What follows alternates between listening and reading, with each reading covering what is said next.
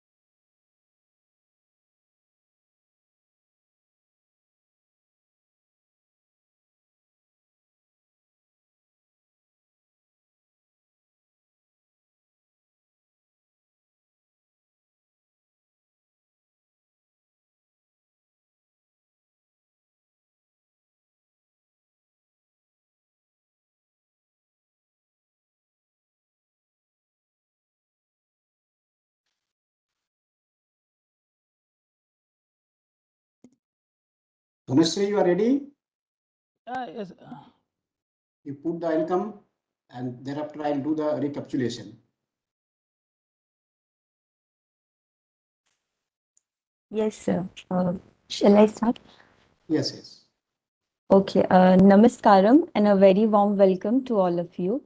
As we all know that today is day 2 of this 3 days online training program on disaster risk assessment and management by NIDM and organized in collaboration with Central University of Himachal Pradesh. And so once again, I welcome you all, the panelists, NIDM officials, our experts for the session, CUHP team, and of course, most importantly, all the participants for joining our session today as well.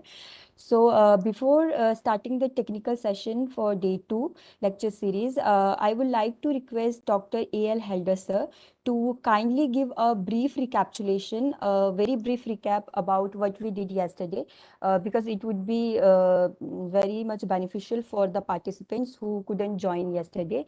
So may I request you, Dr. A.L. Helder sir. Over to you, sir. Okay. Thank you. Thank you, Dhanasri ji. Now, I put a warm welcome to all the distinguished speaker, that Professor Sivakumar is with us, Dr. Ankit is with us, and two more speakers will be joining shortly. And it is the second day of the 3 days online training program on disaster risk assessment and management. And this program is in collaboration with the Central University of Himachal Pradesh, Dharamsala. And yesterday we had the inaugural session. That was a very good session. It was there on behalf of Vice Chancellor, that he was busy in some urgent meeting. Suddenly in ministry, he has nominated that Professor Mahajan, who is also the director of IQCT in that university, as well as he is the secretary of the Vice Chancellor. He made his special talk on that. And so Professor Mahajan, he was basically Dean of School of Arts Science as well as the IQAC director in that same university. And on behalf of Professor Satprakash Bansalji, he said, or he has given the special address in this program, and he has highlighted the importance of the different kinds of training which are needed for the disaster management, risk reduction, and resilience purposes. He also discussed about the risk assessment by mentioning 10-point agenda of Prime Minister and Honorable Prime Minister of India, and that was the disaster resilience India. So After that, technical session was started. 3 technical talk was there. Initially, Dr. Durga Rao, he's a group head of Disaster Management Support Group, NRSC, Hyderabad. He talked on space-based support for disaster risk reduction, ISRO DMS program. Dr. Rao discussed about the various types of satellites which are helpful in different kinds of disaster for their mitigation, relief, etc. He also talked how the near real-time flood mapping are evitable and it is possible, and how it is giving the relief or measures for rescue and other purposes he has highlighted. And also that cyclone monitoring, that in India it is tremendous that controlling or commanding is there, and it is saving the life whenever in India that message is spreading that cyclone is coming. But with the help of NRSC, Central Water Commission, IMD, that lot of precautionary benefits are taking so that on the evacuation of people, so that fatalities could be reduced during the event. And he also gave the information about the flood, that is early warning system. That's in NDM, that is National Disaster Emergency Management System. Special database portals are there, and its value-added products he has highlighted. He was also efficiently delivered his talk, touching upon important points on the flood disaster and various disasters. Thereafter, Professor Mahajan, so that was, he is a professor and dean of School of Arts and Environmental Sciences of the same university, Central University of Himachal Pradesh. He delivered lecture on seismic hazard status of Northwest Himalayan region and role of site amplification. During his deliberation, he discussed that Northwest Himalayan region is very active. He spoke about the various types of disasters, generally focused on earthquake disaster in detail, in the especially northeast, that is the Northwest Himalayan region. He showed that seismic hazard maps of Northwest Himalaya and described about it. He also tried to make aware the audience about MASW, that is multi-channel analysis of surface wave and micrometer techniques. He discussed about the amplification of these techniques and also showed the details of survey carried out by the university students by making use of those techniques in university campus in Kangra Valley and Chandigarh, Mohali, Panchkula, etc. He showed shear wave velocity model, how the shear wave is the contributing main destruction during the earthquake. He has highlighted, and which are that shear wave velocity maps, which are helpful in finding out thickness of sediments above bedrock and shear wave velocity. He has given a good talk on that. It was indeed interesting and comprehensive lecture. After that, a landslide lecture was given by Dr. Harjit Kaur. He is in CDC, Central Disease Control in India. He talked on GIS-based landslide mapping and risk assessment. She discussed about the methodology of landslide inventory mapping. She also gave an overview about her work on landslide risk management in Sikkim, Gangtok area. She said how the GIS-based techniques are useful for landslide mapping, risk management, and landslide hazard zonation mapping. She appraised that GSI has made the map of whole India, which are classified into 5 categories, that is very high hazard to very low hazard. She highlighted the Sikkim Himalayan regions case study where how vulnerable risk assessment could be done about the LHZ, that is landslide hazard zonation, map preparation, methodology, all are explained beautifully. Also, validation work has been carried out. She has mentioned that one. She said the role of spatial predictors and their interpredicator weights are also relevant in mapping of susceptibility in Himalayan environment. She further made the assessment of social vulnerability, building vulnerability, etc. on that region. a very good number of participants from all over India, from the university. It has been shown their online presence in that to make the success in the studies program. And similarly, today also we will expect in similar way and more gigantic manner, more participants will be attracted today also. Now we are having three very important lectures are there by Professor R. Sivakumar from SRIMIST, Chennai. She'll be talking on geoinformatics application for seismic study, case study. And thereafter, a very important topic we have included this time, that is cyber DRR, that is cyber disaster risk reduction. That Wing Commander K. Venugopal, he will be speaking in the second lecture. After that, forest fire in India, recent trends and its incidents and causation will be spoken by our colleague Ms. Vinita.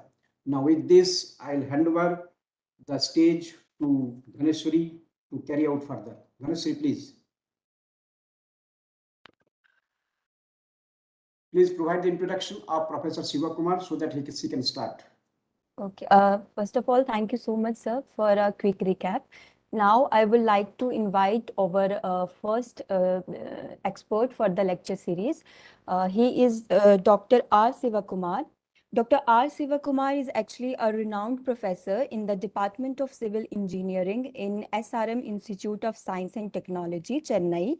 And he is also the coordinator of Earthquake Research Cell. He has completed his PhD in geoinformatics in earth sciences, specifically on catchment treatment models from Bharati Darshan University, Tiruchirappalli in 2001. He has many research publications in top reputed journals, as well as he is also serving as a reviewer for International Journal of Earth Science and Engineering, International Journal of GIS, International Journal of Remote Sensing, Taylor and Francis, etc. He has also been affiliated with College of Engineering and Technology, SRM Institute of Science and Technology, and in Katankulatha campus. His research interests are geoinformatics for water resources and watershed management, disaster management and mitigation studies, hyperspectral remote sensing, digital image processing, and applications.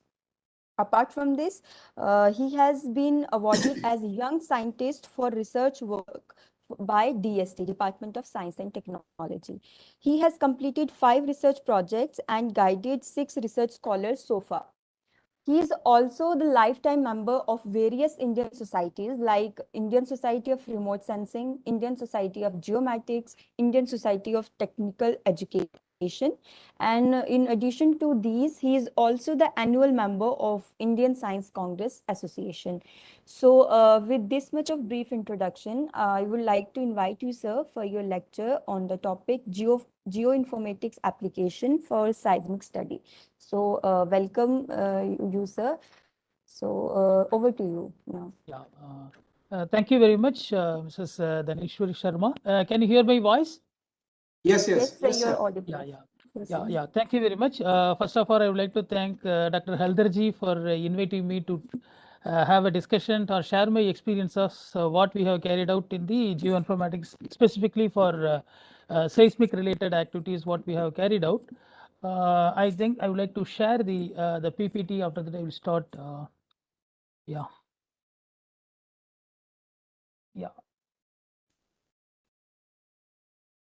Are you able to see the full screen view? Yes, sir. Yes, sir, it is. Sir, thank you very much for the organizers giving the opportunity. It's very nice that Dr. Mahajan from Central University is also the part of this program. I have short association of 3 to 4 years at Wadi Institute of Himalayan Geology when Mahajan was also working as a scientist there. Actually, really, I'm very happy to see the organizers for joining collaboration with them. Anyway, I will just go for my sharing my experiences with how we have used the geoinformatics technology for earthquake study or the seismic study. So first of all, I would like to just discuss about lot of disasters already. Maybe for the past 2 days you are hearing. Maybe Mahajan might have discussed about northeastern Himalaya. At that time, I was also concentrating on northeastern Himalaya, specifically Sikkim Himalaya. Many number of project is being carried out related to the earthquake, landslide, flood, and other thing. My focus is mainly towards the how you can able to use this geospatial technology or geoinformatics technology to understand about the disaster and whatever possible remedial measures we can able to study. So probably we know very well you cannot exactly predict the earthquake, but you can able to minimize its effect through various geospatial technologies. It may be a multi-criteria analysis for seismic hazard assessment. Especially civil engineering angle, if you talk, the infrastructure development is very, very important. There is a lot of difficulties in the hill area when compared to the plain terrain.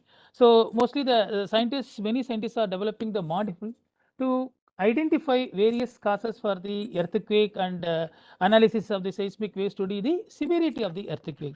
But in our area, what just I am talking about the geoinformatics, it may be a part of or you can say the integration of remote sensing, GIS and GPS.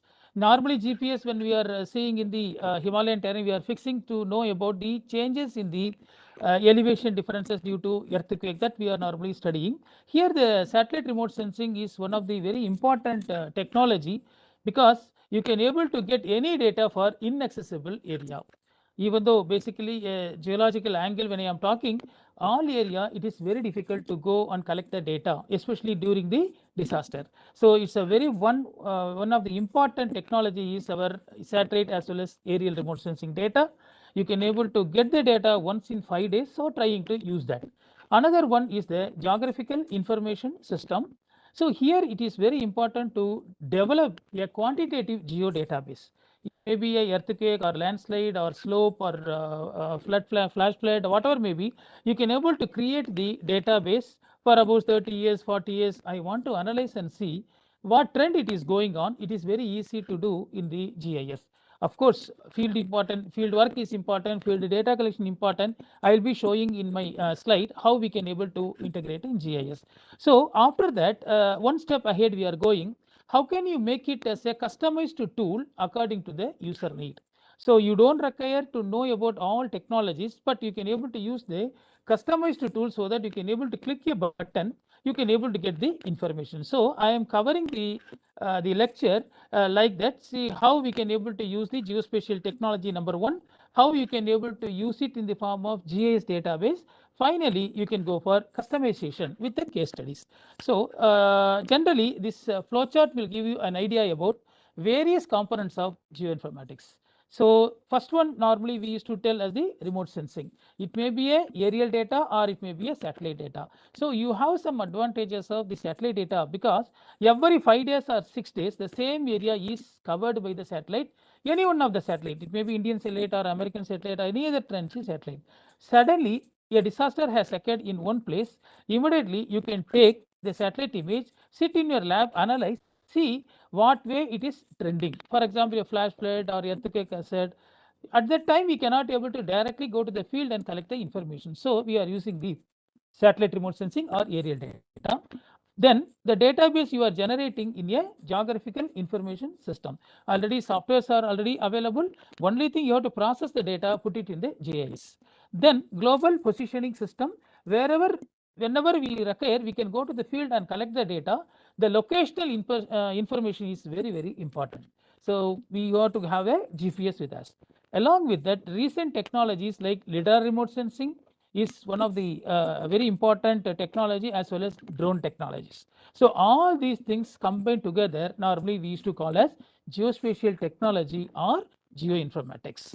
Now we will go to that. I need not go much explanation on what is the earthquake and other thing. Probably yesterday Professor Mahajan might have covered a lot of things.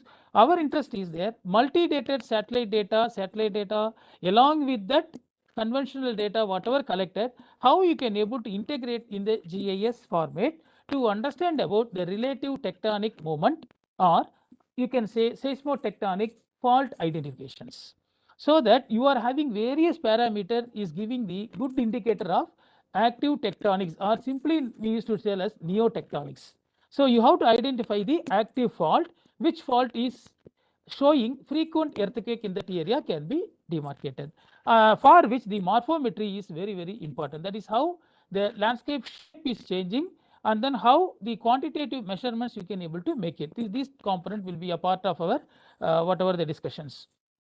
After that, lot of changes is taking place geomorphologically. That means what? Landform changes due to tectonic activities. Normally tectonic is a relative movement of the earth. Maybe the movement of the fault, if it is taking place, then you may be expecting what is the reactivation of the existing fault. So we are studying about the recognition of the active fault using the technology. Similarly, the geomorphic indicator, that means normally we used to tell paleoseismological studies. That means whatever the earthquake already happened, what kind of land it was formed. So that landform we can able to understand, then you can able to see that the future, what way it may be affecting that area in case if the earthquake occurs. So that is coming under geomorphometric or geomorphic indices. So that is also a part of seismological studies. So now these are all the general basics. When I am having the satellite data, that is revisiting capability of the satellite will help you to understand about the changes in the morphotectonic features. As I told you, it is a multi-data satellite data will be highly useful to understand about the changes in the landform. So that is coming under the seismotectonic fault or morphotectonic changes in the features. So now you are having the sophisticated customized tool development which user needs can be fulfilled. So I will be discussing mostly on that. Now with that, I will just start with the flow chart. What basically you require. So geoinformatics, basically we divided into two components of the data. For example, I am collecting the data from the field using the GPS equipments or whatever the equipment already available in Himalayan terrain. The central pool, they will be collecting the data, that data which is coming under non-spatial data. The exact location will give you in the spatial data. So the spatial and non-spatial data is a basic component of any kind of geoinformatics technology. So the spatial data, again we can able to divide satellite images, aerial photograph, drone photograph, all these things coming under spatial data because it is having the locations. Maybe the published maps we can able to integrate. Also, some of the area is not accessible by means of our regular field work. You can able to create a digital elevation model, or simply I can say 3D model, which you can able to see from your lab itself. For example, Sikkim, I want to analyze what is the in Tangu, I want to see the what is the digital elevation model, landslide where it occurs, all these things. I can sit in my lab through the processing technique, create a 3D model. Using that, I will go for the further analysis. That is coming under digital elevation data or the model. So as I told you, non-spatial data is what we are collecting in the field, what is already available in the table format. So field data, seismic data. So these are all the very basic data we are dividing into spatial and then non-spatial. Next, what we can do with the digital elevation data? As I told you, you can able to create a digital stereo model. So you are sitting in your lab, you are creating a 3D model of that particular terrain which you are not able to go and access. I am sitting in Chennai, I can able to analyze the data for Sikkim or the North Eastern region, because every 5 days you are getting some satellite data about that area, because major changes you will not able to get in the digital elevations. Okay, but you can able to create a stereoscopic 3D viewing of that area and generation of the contours and other things. So your first part is digital elevation data, you are going for 3D generation, after that you are going for a model. Then satellite data, again if you see that particular arrow, which you can able to use it for removing the error in the satellite data and going for your analysis related to seismicity. So this is the basically how we can able to process the satellite data and then aerial photograph. So again what we will be doing, geospatial database we are creating like geological map, geomorphology, physiography, structure, slope. Because why I am telling all this database, this is having some relationship with the what you call either seismicity or landslide or the flood. Okay, these basic data, once if you have prepared, only day-to-day changes, anything is happening there, you can able to integrate in the GIS. So earlier days, normally when we used to go for the field work, paper map normally we used to take either topo sheet or paper map, go to the field, exactly identify and then mark it and bring it. nowadays this technology can help you. You can able to create all the database in the lab itself, take the digital data, go to the field, there itself you can collect the data and then integrate in the software itself. So that is the part 2 is GIS database generation. Third is our own specialization related to earthquake. That means morphotectonic signature related to earthquake ground ruptures, so that you can able to identify seismic zones for the future. What you call you can give the planning for the future development activities. Anything if they are interested to go for, we can give some cautions. This area is highly seismic prone or whatever may be. Then you are going for false cap analysis. Then degree of weathering is also very important. Then arrangement of the recent geomorphic features. So these are all coming under morphometric signatures in terms of seismology. Similarly, the morphotectonic indices, seismological data analysis. So everything you are putting together in the geospatial domain to create seismic zonation of a particular area. That means we have field data, we have published data, we have satellite data, everything you put in the form of a database. So that geoinformatic database can help you to understand about the seismic potential of that area. Now I am directly going for what kind of sources of the data which you are analyzing. As I told you, toposheet, that is ground survey data. Then you have geological and mineral map, that is especially I am just targeting for the Sikkim. I want to give one case study so that it will be easy for the participant to understand. So when I am addressing to a particular area problem, what are the data to be generated? So I am just showing a various satellite data which is being used for this particular study, Landsat 8, Resource Sat 8, because resolution of the satellite data is also very important. So that's why we are going various satellite data for our analysis. I am interested to go for infrastructure development in a particular area. Naturally, I require high resolution data to understand about the terrain character. Okay. Same way, seismological data we have collected near about 60,000 data we have collected from various sources and plotted. Just I want to show you one or two examples. See, this is the GIS based or geoinformatics based epicenter distribution map of our country and adjacent areas. You can see the magnitude, especially the Andaman region, Sikkim region, then some part of the northwestern region, which is having more than 6 Richter scale, which are all the areas prone for, or already you have many epicenters in that area. Spatially, I can able to show this. This is just one example I am telling you. Second one is my study area, what we have carried out in Sikkim. Especially yesterday's lecture, they might have discussed about the landslides in the Sikkim area, but I am going to talk mostly on the seismicity or the earthquake related phenomena in that particular terrain.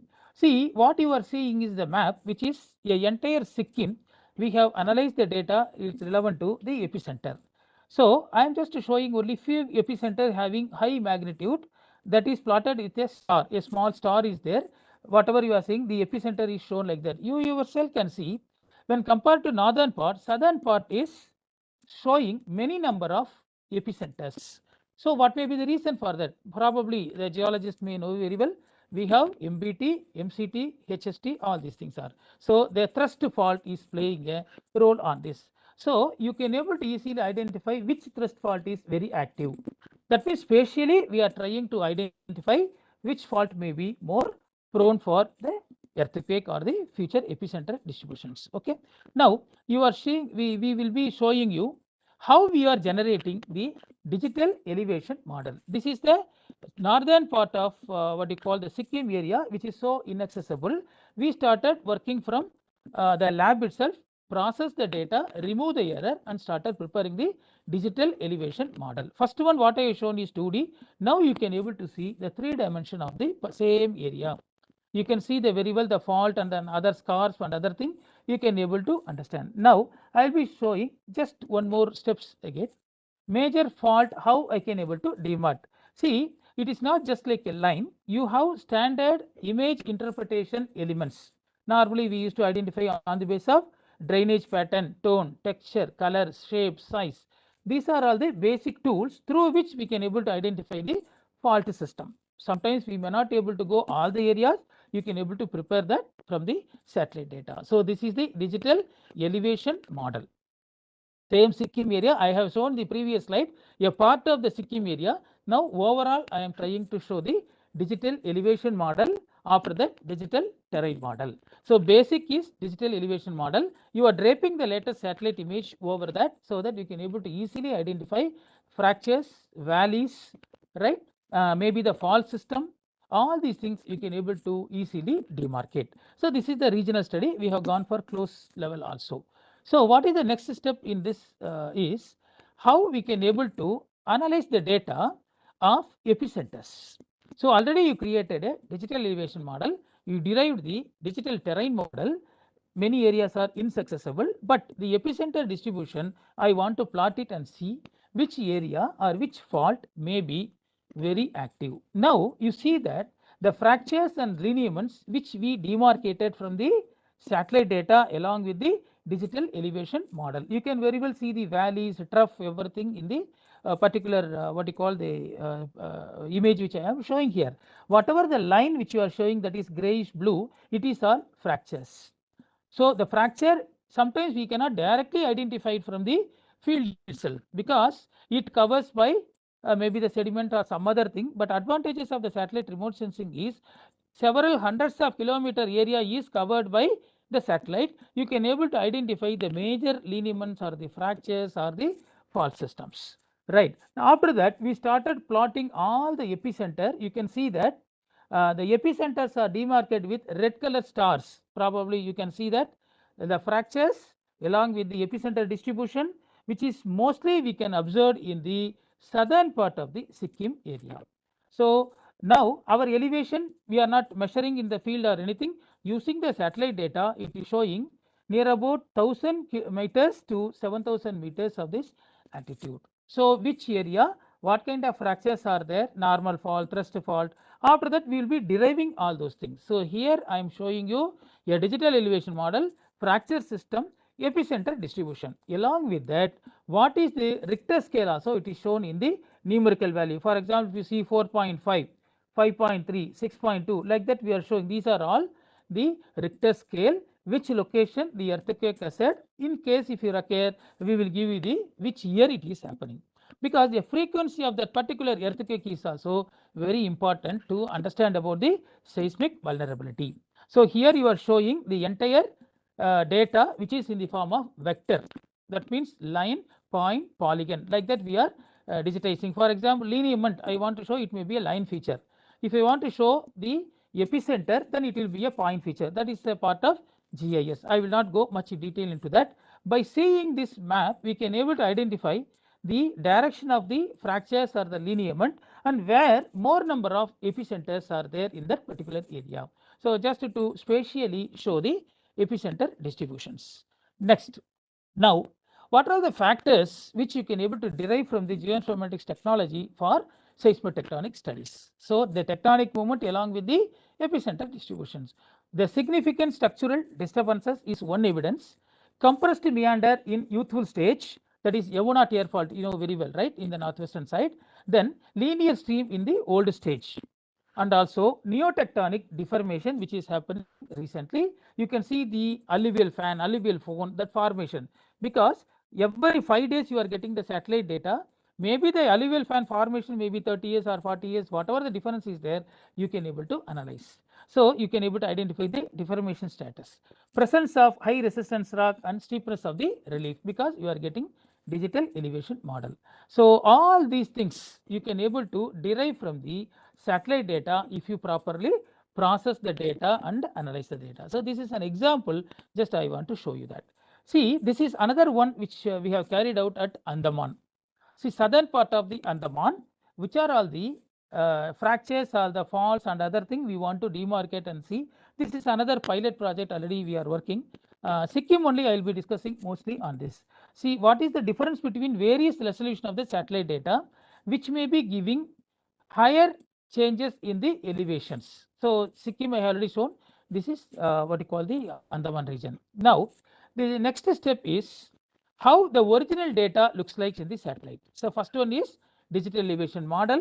Then I can able to demarcate the drainages. So as I told you, the morphotectonic signatures are very clearly visible in the drainage pattern. So drainage pattern is having good role to identify the seismotectonic potential fault. So that is the one thing. The digital elevation model, we derived major drainage system. After that, we are going for watersheds. Maybe the second one, this one may be highly useful for us. This means this is the northern part of the Sikkim. You can see the top left corner, so much of ice or the snow cover is there. That is, I told you, this is the northern part of the Sikkim area. We have already carried out field work. Along with the field data, we have verified in the satellite data and finalized the output of the processing. So here I am showing you digital elevation model along with the drainage pattern. Some area you may be having dendritic pattern, some area trellis pattern. These are all the good indicators related to demarcation of the seismotectonic fault. Okay. So next one is, you can see the recent satellite data which you are draping over that. You see, this is the recent satellite data which is draped over the digital elevation model. Normally we used to tell as digital terrain model. Any landslide occur in that area or earthquake occur area, you can able to easily demarcate which zones are more prone for the future what you call landslide or the epicenter, the formation of the active faults or anything. So this is an example just I want to highlight here. EDM is generated, drainage map is prepared, then recent satellite data is draped over that.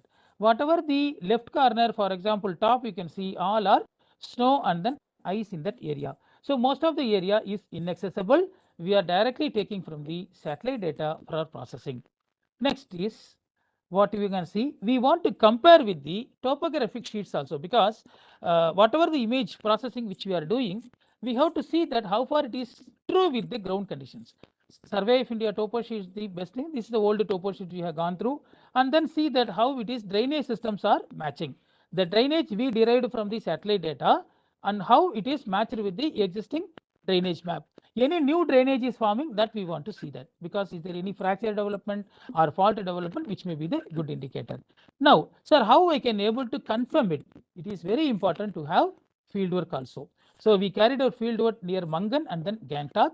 Just I want to highlight some of the field photograph, how the fractures are seen in the field.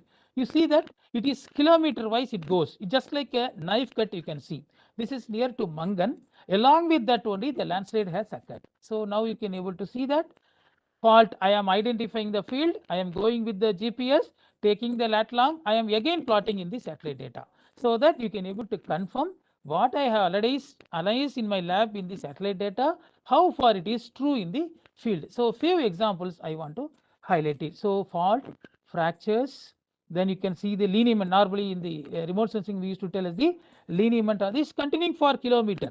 After that you are going for very close level micro folds. That's why I just put a hammer in the field to see that how far it is matching with what we are doing with the geoinformatics technology. So this is the field based confirmation of whatever the data which we are having. So another area we have gone for the field work, how the area, the rock is totally crushed because of the movement of the thrust fault, that we are identifying the field, as well as we are confirming with the satellite data. So these are all the microfold that we cannot able to directly identify the satellite data. Only the crushed zones we can able to identify.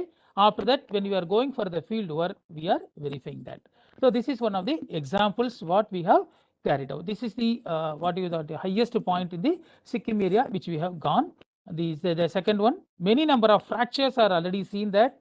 Along with that only we are plotting the epicenters, so that you can able to easily identify which fault is active. Maybe some of the fault may not be very active, some fault may be very active. So on the basis of frequency of occurrence of the epicenter, we are trying to identify the what you call seismic potential fault, so that when you are going for any kind of developmental planning, we can able to analyze. So this is the flow chart which give you an idea stage by stage how we have carried out that work. See, first stage is data acquisition, maybe the satellite data or field data. Then you are creating a GIS database to understand about the peak ground acceleration as well as the magnitude, hyperspectral distance. All these things we are analyzing. Stage 3 is analysis. Stage 4 you are going for the customized tool development, which I am going to cover. So this is the thrust fault what we have seen in the satellite data.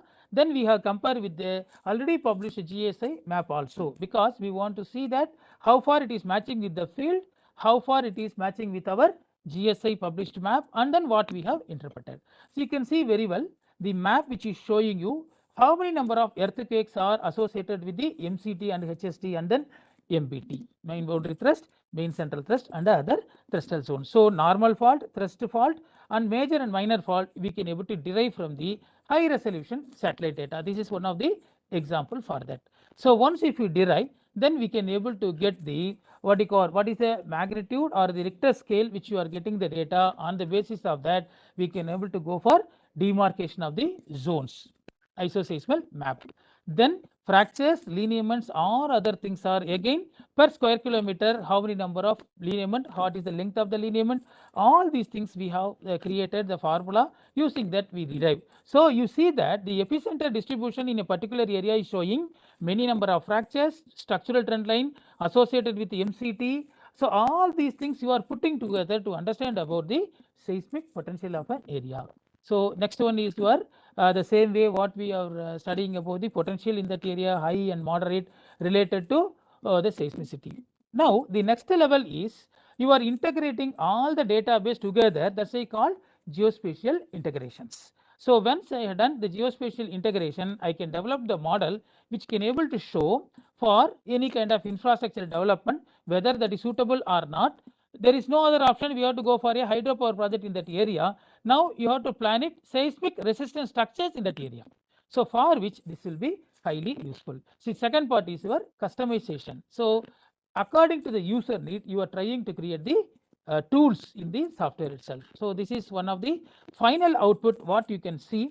If you see the above what you call the flow chart, all the database whatever we are derived from published data, satellite data, or you are going for the what you call analysis, everything you are put together to understand about the geospatial model, which can give you which area is severe to very severe, high, moderate, low, on the basis of the rank and then weightages.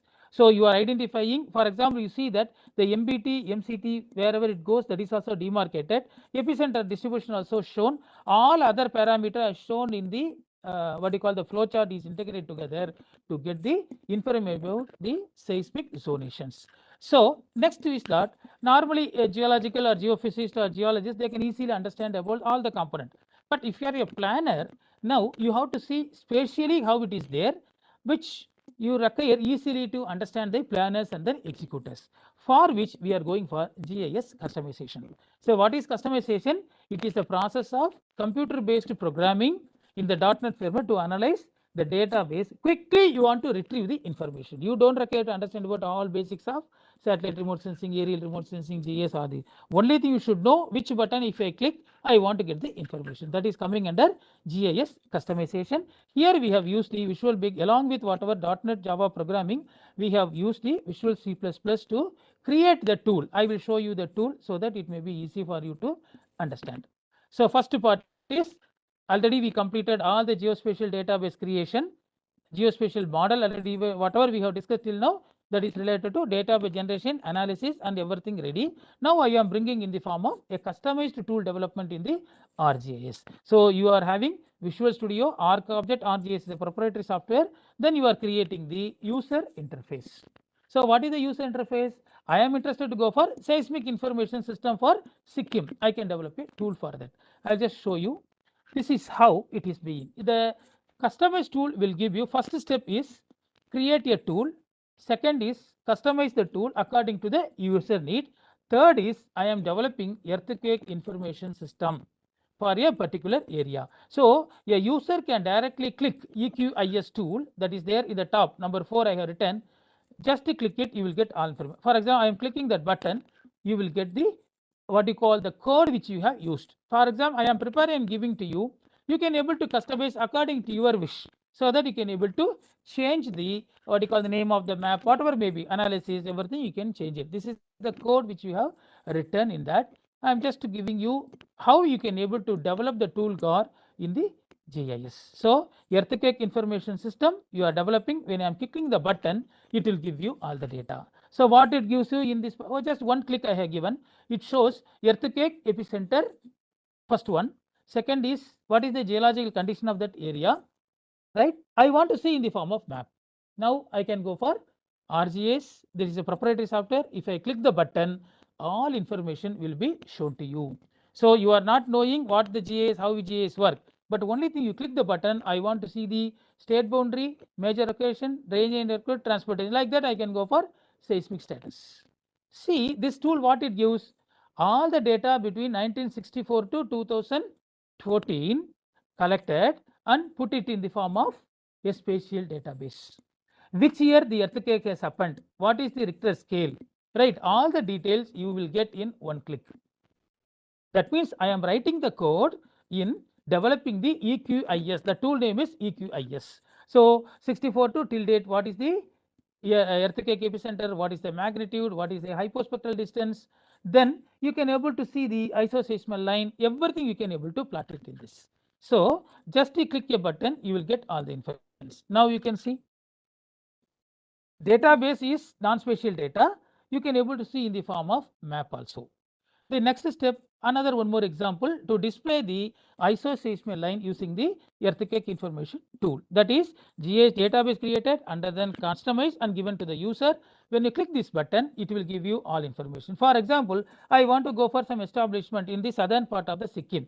So the user or the administrator will see this. Yeah, the Richter scale is more than 5.6. Maybe every year 2 times or 3 times the earthquake occurred in that area. Then I have to go for little caution when I am developing the structure in that area, either hydropower project or establishment, whatever may be. Yes, for example, this area is highly seismic prone, but I want to construct a dam. Yes, you have to go for seismic resistant structures. So you have to plan it accordingly. In case if I am going for the Yatham, that area, the potential is very less. So that means the purpose of the customized tool is the user can easily understand from the map form. Okay, background GIS will be working, our code is working. Front end you will be see the map. See another one I am just showing you. I want to see that where is the linear intensity so high. I want to see that. You can see that pink color whatever you are seeing in the lowest corner, it is high number of fractures and then falls. So when I am going for any developmental activities, I have to take much precautions. Okay. So similarly, you can able to compare 2 layers, geology map or structure map or tectonic and epicenter. I can able to open only this 2 layer. I can able to get the information into that. Okay. So similarly, I can go for the relationship between various geological informations. You can able to create the report about that area.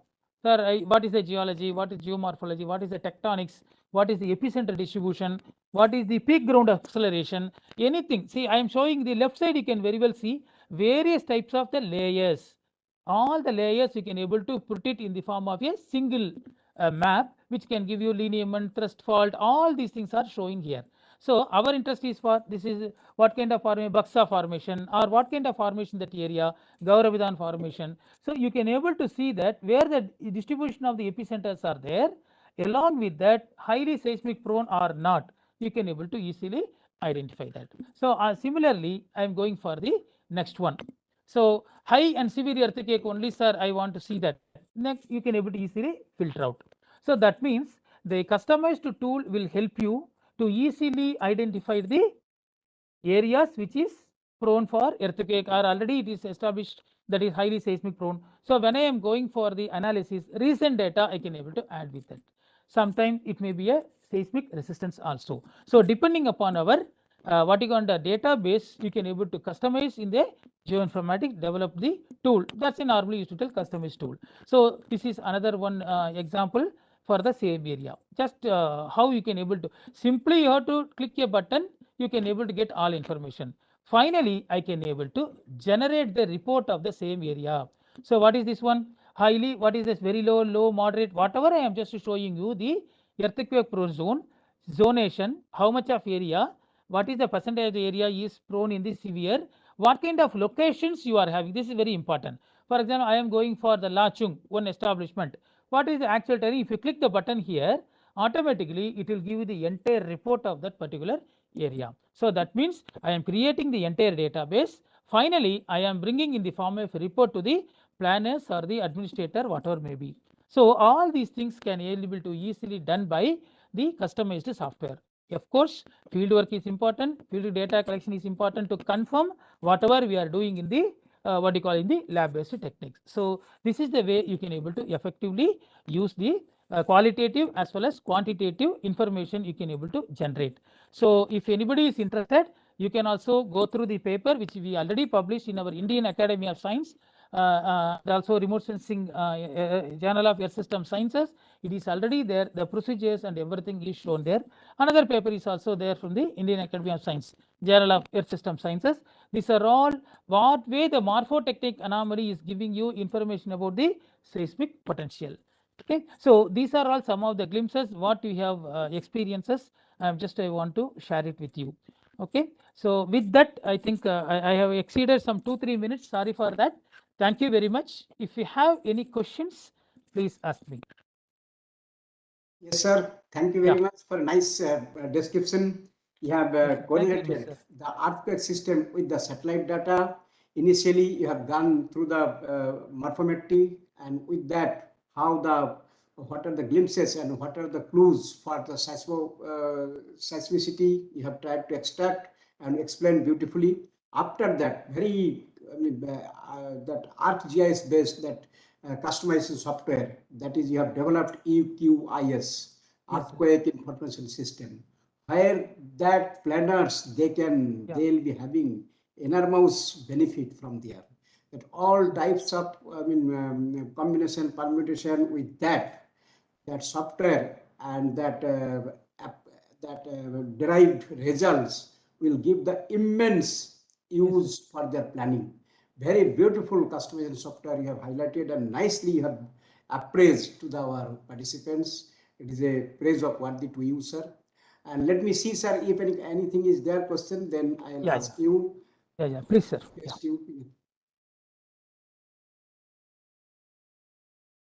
Yes, sir. One person, that is Dr. Damodar Panda, is asked how you are extracting lineaments using images. Yes, of sir. course, very simple things, but still then Dr. Panda has asked. No, correct, sir. That's why I think he may remember. We will be having the photo interpretation elements. Normally, we used to go for some standard keys on the basis of the shape, size, pattern, right? Yes. All these things we will be using for visual interpretation. Along with that, we will be using digital image processing techniques. For example, for lineament extraction, we will be using some filtering technique, Lobel filter, Sobel filter. Like that, you have technologies are already available through which all the linear shapes you can able to derive. Along with that, we will be confirming in the field. Probably lineament, I have shown you my field data, image processed data, how we are extracting the lineament, as well as how you are identifying visually. So these three will be using, sir. Yeah. I think. And another contemporary question is also Dr. Panda asked, how lineament density could be extracted from the image. Yeah, that is correct actually. Per square kilometer, what is the length of the lineament? You can go for that. Same way, number of lineament per square kilometer. So these two you can able to go for that. Normally we used to go for drainage density. Similarly, we are going for lineament density. Sometimes what will happen, per square kilometer maybe 10 to 20 lineaments are there. So that is more dangerous. That is the fractures are more in that area. In case the epicenter is also there in that area, you have to be very cautious. Okay, right. Nicely you have described, you have given the answer. Thank you very much, sir. Yes, sir. Thank you very much, sir, for giving the opportunity. Yeah. No. That is that you have given time for us and for the participants. That is praiseworthy for you. I know that everybody is busy for their own domain and their activities. Still then you are here, sir. It is a matter of pleasure for us. Thank you very much, sir. And it is that we should appreciate that you have given the time for the public. Once again, thank you, sir. Thank you very much, sir. Thank you very much for you, especially for inviting and then participants. Thank you, sir. Yeah. Okay, sir. So nice of you. Okay, sir. Thank you, sir. Thank you, sir. Now, participants will go for the second session. That is, eminent speaker is with us. Now, I would request Dhaneshwari. So please introduce our Wing Commander Venugopal, sir. And after that, you hand over the stage to him for his deliberation. Dr. Dhaneshwari, Miss Dhaneshwari, please. Yeah, sure, sir. Now I would like to invite someone whose personality is magnanimous, and even I'm eagerly waiting to listen to him. He is none other than Wing Commander V. Venugopal, who has served ATC administration for so many years. So, as we all know, that summarizing the eminent personalities in few words is not an easy task, and sometimes we also feel that we haven't done justice. So, because of the time constraints, we have to do it in a few words. I'm even saying this for all of our experts, which gave lectures for yesterday and even today as well. So, due to the time constraints, I would just briefly introduce our next expert, Wing Commander K. Venugopal, to our audience. So, Wing Commander K. Venugopal was commissioned into the administration Air Traffic Control Branch of IAF on 10th of June 1992. He's an experienced air traffic control officer with 22 years of experience. He took premature retirement in July 2014. Overall, he has 30 plus years of experience in the aviation industry. He has attained the highest possible rating of CAT A as an ATC officer. He is an emeritus skilled personality as he has completed ATC radar course from Singapore. He is certified cybercrime intervention officer. He has ISAC certification in basics of information security. He has also a certified professional in ethics at workplace, NSD certified penetration tester, and ISAC certified cybersecurity governance professional from ISAC. He has also worked with Airport Authorities of India as consultant airport terminal officer, instructor in the Air Force Academy in the ATC training establishment, and a command examiner for over 6 years. He has served in various frontline bases and was part of operations during the Kargil War and Operation Parakram. He was deputed as Chief Administrative Officer of the IAF contingent to the UNMIS, that is a UN mission in Sudan. Apart from all this, he was also selected to be the part of IAF delegation to Alaska, and he was also commended by the Air Officer Commanding in Chief, Central Air Command, for his hard work in 2002. He has contributed in formulating and operationalizing various contracts related to housekeeping, supply of stores, passenger seating, functioning of concessionaries in the terminal area. He was also associated with L&T Terminal Services as a subject matter expert, and he helped in preparing data for business development in the air traffic management as well as in drone-based solutions. He was deputed to Thales Australia ATM. ATM here refers to aviation air traffic management. And he has been working with the ATM systems of Australia, Beijing, Shanghai, and Taiwan.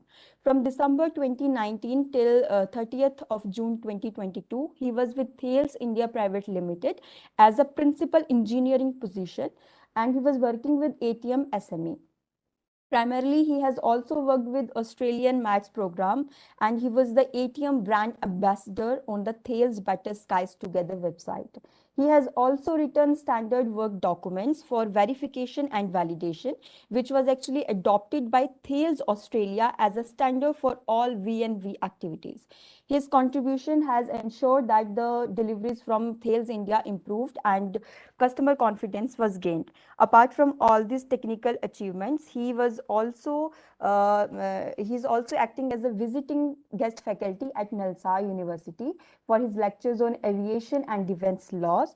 And currently, he is working as a global head of ISAC Aero, looking after aviation programs and all international operations. So we are really fortunate, sir, to have you here for today's session. And now I will hand over the stage to you, sir. So over to you, sir.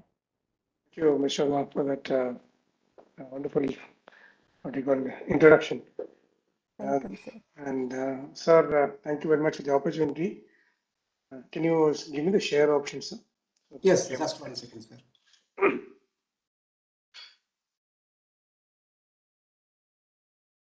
It's indeed an honor that I'm able to come and give a talk to all eminent people here and for studying defense disaster management.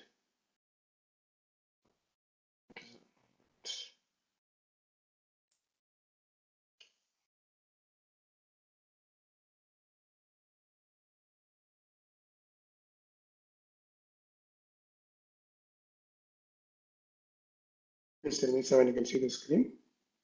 Yes, sir. Yes, sir. It is coming. It's on full screen now, sir. It has to come. No. Yes. Now it is full screen. So just for my information, how many people are there, sir, in the participants? So far 180 participants are here. They are enjoying and they are participating all over India. Students, research scholar, and some professors, all like that. Working staff, NGO. It is there, sir. Thank you, sir. Thank you very much. And I'll start with I have just hardly 45 minutes. Is a very, very short time actually to cover topics such as cybersecurity as well as the disaster management in cybersecurity. And all of you have got, I think, quite a lot of knowledge in disaster management or are learning on the basics or fundamentals of disaster management. So the topic given to me basically is to cover the aspects of, you can say, cyber attack disaster management. So whenever we talk about disaster, what comes to our mind is generally what disaster happened, like natural what you call calamities, war, flood, and all that. Today's world, we have grown so much in technology that even every aspect of these, not only these disasters, but there is something like specific cyber attack also which can happen, which can cause disaster. So slowly I will take you into the various aspects of this. And as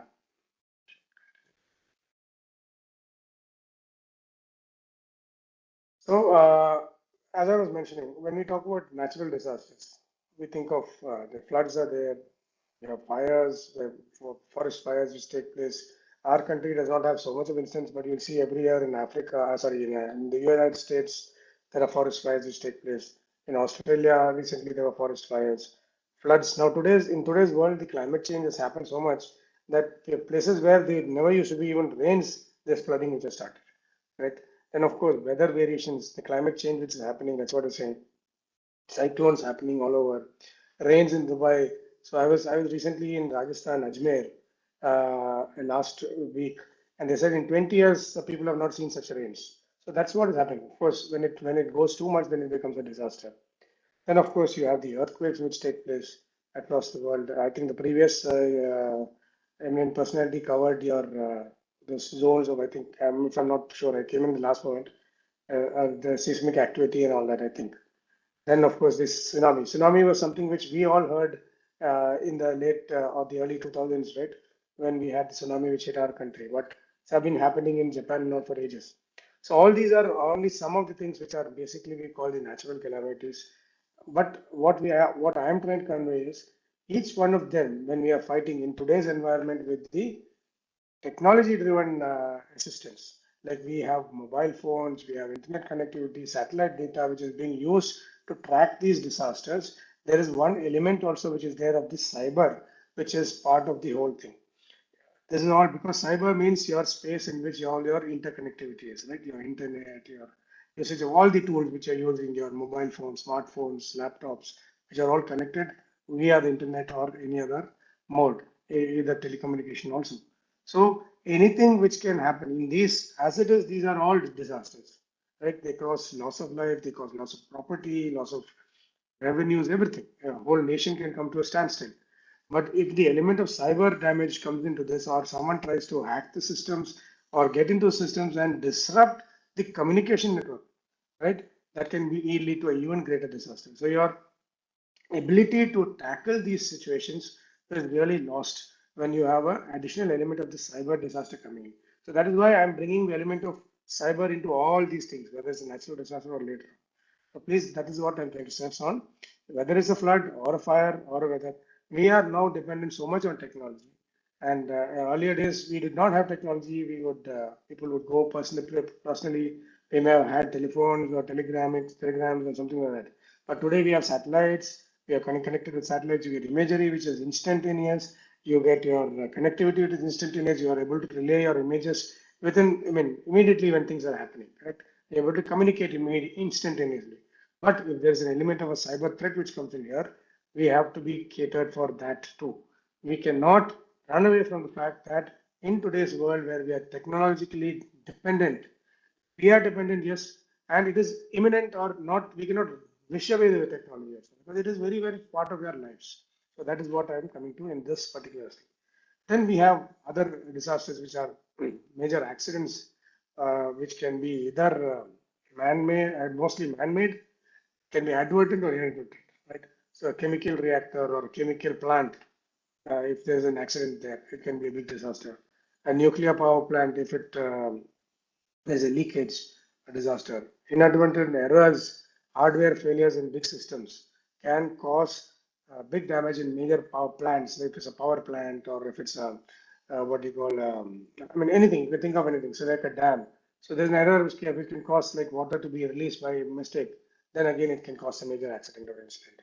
And then aircraft crashes. Suppose an aircraft crashes on the airport itself, it's a minor disaster. You have about 200 people at least on board an aircraft. But so imagine if an aircraft crashes into what happened like in the 9/11, into a building or into a populated area. That was the 9/11 was a terrorist attack. But it can happen that an aircraft goes out of control and crashes into an area which is a populated area. So that is also disaster. So terrorism and sabotage, of course, is there. They are advertent or they are willful acts against a nation or a particular community or whatever it is. It can be anything or a particular area. So in all these areas, yes, in today's world, all these things are also your chemical plant or a nuclear plant or an aircraft, anything is all connected again with technology. So when you're trying to fight these or to get the situation of the disaster better by recovering from situation, if you are the technology is hampered by a cyber attack, then it can be lead to a further disaster.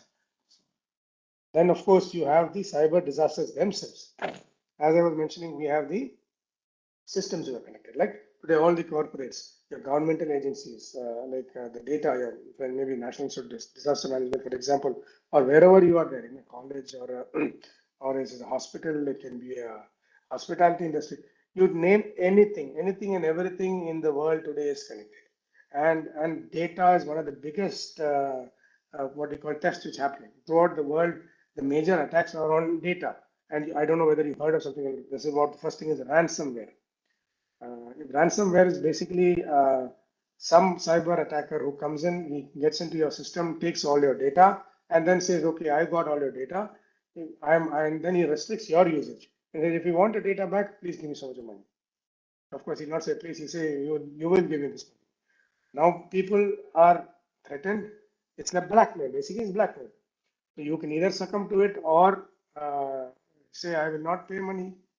If you have the right cyber defenses with you or the backups with you, you can always say, sorry, you do what you want. I've got enough backup. That is happening. So today people are learning to do these things, but still people get attacked. Corporates get attacked. Governments can also get attacked. So these are things which are rare and people can ransom you.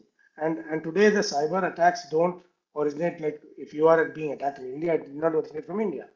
It can be from China, it can be from Russia, it can be from Pakistan, it can be from anywhere. The attacker can be anywhere, and it's very difficult in today's world as to find out where the person is from. With all when they use the dark web or the lower part of the web, what we call the internet, is just about 25% of the whole iceberg. It's a tip of the iceberg. The rest, what we call as the dark web, is below the surface, and we don't know where they are from. So that is what it ransomware. DDoS is basically a denial of service.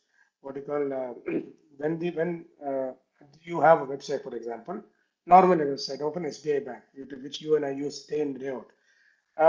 Attacker gets into that website, and what they do is they simulate as if that website is being used by hundreds and thousands of people in such a way that the server stops responding and the server crashes. So the denial service takes place when one person is directly trying to do it. It can be done. There are a lot of tools available. And the DDoS is basically a dedicated denial service distributed denial service, wherein there are multiple computers placed or used across different places, and they are all targeting one particular website or some websites. So that becomes even more critical. So it's very difficult to track it. So, for example, like I was talking about disaster management, right? If the disaster relief agency, NDRF is operating, they have all the data. Should not happen, but if someone hacks into their site and starts giving wrong data or denies them access to the satellites or denies them access to the communication, imagine what chaos can be created, right? So then there's this thing of advanced penetration threats. So these are people who are trying to systematically penetrate systems, whether it's a corporate or a government agency or an individual. The advanced, sorry, persistent threats is called. They persistent. They are, see, what do you call, the hacker has got nothing else. He or she is sitting somewhere and doing only this. So they keep using all the tools available, all their mechanism, whatever their computers. They have very high end and very high speed. Today your laptops are quite high end, right? Compared to what it was some 15, 20 years ago, where you had what you call memory. If people, and the people who are slightly on the older generation will realize or remember that when we had our initial desktops, what is the memory of it? 32 GB memory or 16 GB memory is great, right? Today, what we have is 1 terabyte, and it's going further up. So these advanced persistent threats are, they are persistent, they are continuously trying, and they keep attacking till the time they penetrate system. This also creates, you can just ruin a whole what do you call, organization. Brute force attacks again are similar in a nature, like they brutally try to penetrate and take your passwords. This can happen to you and me also. So there are multiple tools available on the open tools wherein you can use, and you think that your password is very strong. But the common problem is we all use passwords which are very easily remembered. Like we use our name or a daughter's name, wife's name, date of birth, or something like that which is connected to us. And if the person knows that your name is so and so, your wife's name is so and so, they will just keep trying combinations which can be put on a small software. And within, if you have an eight-lettered password, within minutes they will crack it. If you add a number to it, it'll take some more minutes, few more minutes. If you put a special character, it might take 2 hours. Okay, but the moment if it's more than 8, if less than 8, four digits and all will just get cracked in seconds. You don't have to even think about it. So ideally, please, this is also information for you. My intention is not only to talk about so how you also can be a part of the whole environment of cyber management, wherein you can prevent your systems getting hacked. You are working in some organization, some college, or some whatever, wherever you're working. You think that you are not such an important person. No. For that attacker, every one of you and your families are also important, because he or she is trying to penetrate the system through you. So if they find a vulnerability in you, which is that you know that you are working in this particular office, they'll sometimes try to send some mail or something like that to get into your system, wherein when you go and put, or they know that you are using a pen drive.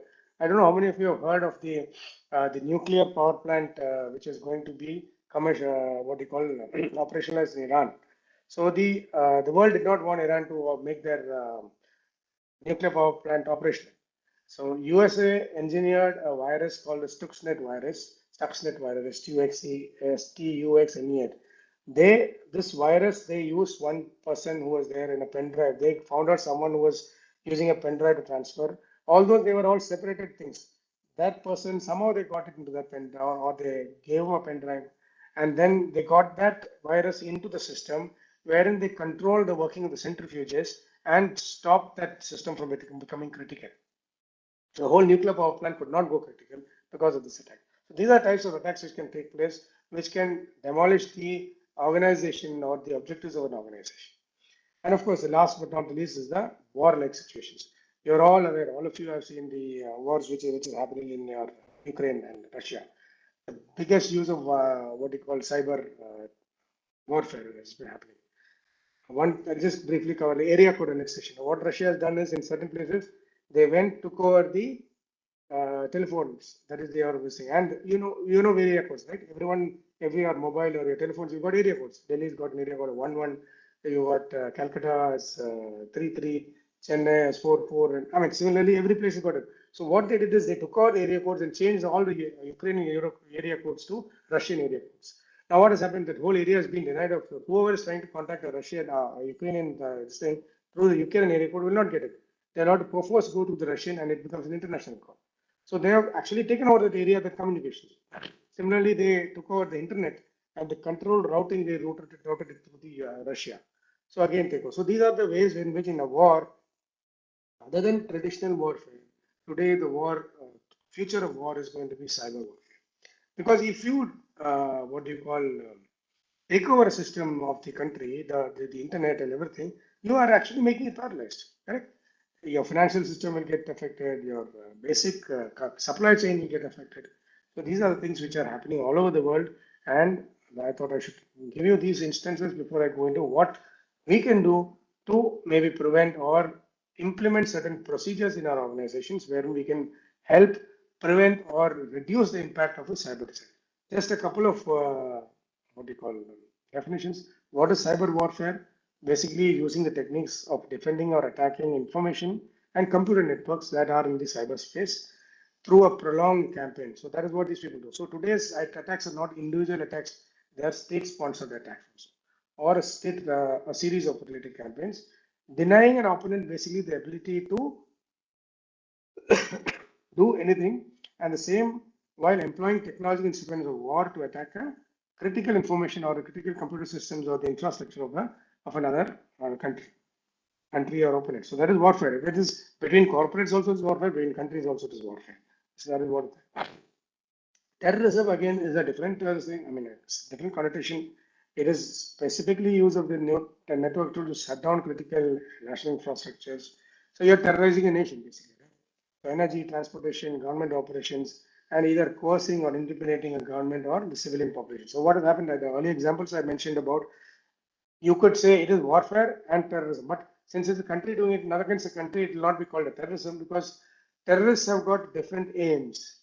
Like they are very self-centered aims, you can say, or very warfare is a country specific. So so both can be mixed. War and terrorism. So the element where governments do the thing may not be called terrorism, but they all fall under similar. If an individual tries to do it or a small organization tries to do it, it will become a cyber terrorism activity. I presume everybody is with me, and there are no. I'm not able to see the chat box because I'm on the full screen. If there is anything in any questions, Dr. Haldar, I would request you to maybe ask and put in ask, or we can take the questions in the end also. Yes, surely. I'm highlighting them. Okay, sir. Thank you. So basically, when you have to fight a cyber war or to prevent cyber attack on you, you have to be prepared. So that is the basic thing of anything.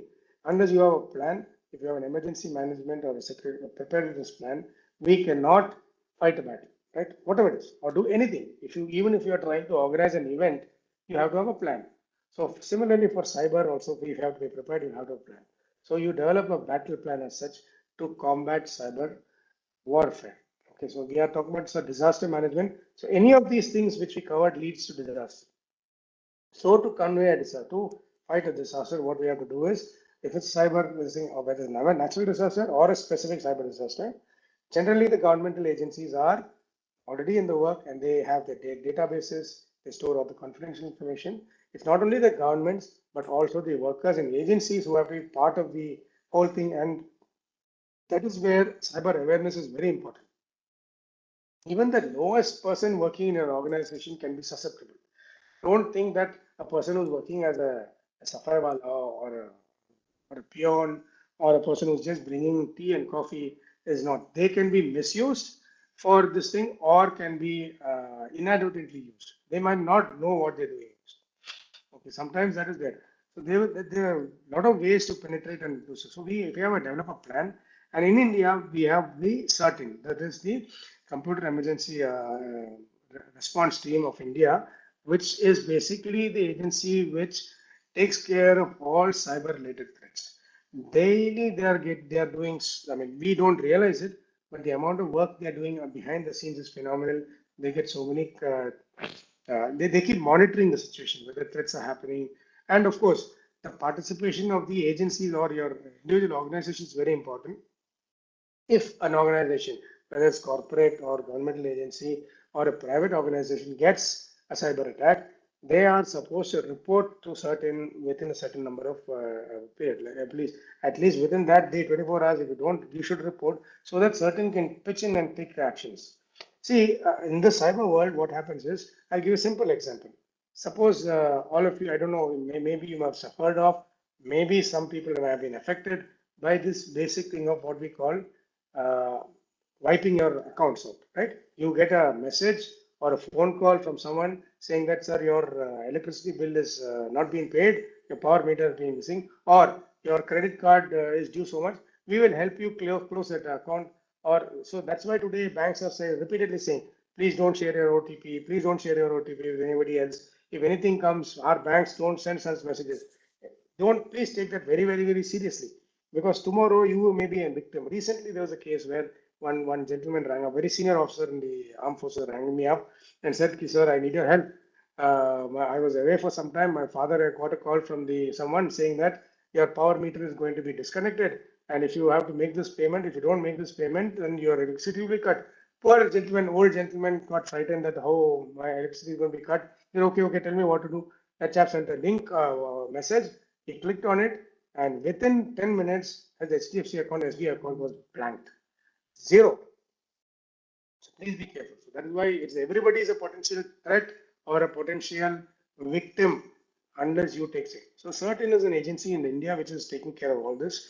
Our organization also trying to spread, like if you see on the top of the ISAC, we are Information Sharing Analysis Center. We are trying to spread the cyber awareness across the country and make our country more cyber aware. Our country is doing exceptionally well, and because of that, we are a big threat to others. Few years back, we were about 10th or 12th economy in the world, or even worse. Today, we are somewhere in the 6th position. In the next 4-5 years, we will eventually go to the 4th or 5th position, and by 2030, we are expected to be among the top 3. So they are targets. Economically, we are doing well. Our country is doing well. Though all of you know that in India, when we are using our UPI payments day and you go to a normal Thelawala or a chap who sells Nariyal Pani on the roadside, he's got a scan code, right? Or a Google Pay or a UPI ID. You go to your ATM, you're protected because when you put your ATM, asks you for a PIN code. You go abroad to Germany, to US. I don't know, I'm not sure about US, but Australia, I'm very sure. You put your ATM card, it does not ask you for a PIN. Net transaction, no PIN is asked. So we are having double authentication, multi-factor authentication. Our systems are much more secure. We are the same, but you and I have to be partly to it and be involved in this process to prevent a further thing. Now we'll go slightly more. What are the components of cybersecurity? What basically, when we keep talking about cybersecurity, what is it? It is. There are 7 components which have been identified and made the standard across the world. Basically, a requirement for a 360-degree preparedness. If you say a firewall, basically it's a wall. In your systems, it monitors and controls what is coming in and going out. It's like your external security guy who's standing in the building, who's coming in, who's going out. So that's what a firewall does. Even your desktop or your normal laptops at home will have this. It basically, if you have a good antivirus system, it creates a firewall and does not let in traffic which is not supposed to come in. Firewall is a mandatory thing for any organization for the first step for cybersecurity. Then you have these malwares. Malware is basically malicious software. Malicious software is basically the things which are introduced by actual means people are trying to get into you. They have something called phishing, not your normal phishing. It's called PHISING, where someone is trying to hook you, giving you a bait to get into your system. They send you a mail, a link. You must have all got mail saying that, oh, Amazon is giving you 25,000 rupees free gifts because of Diwali.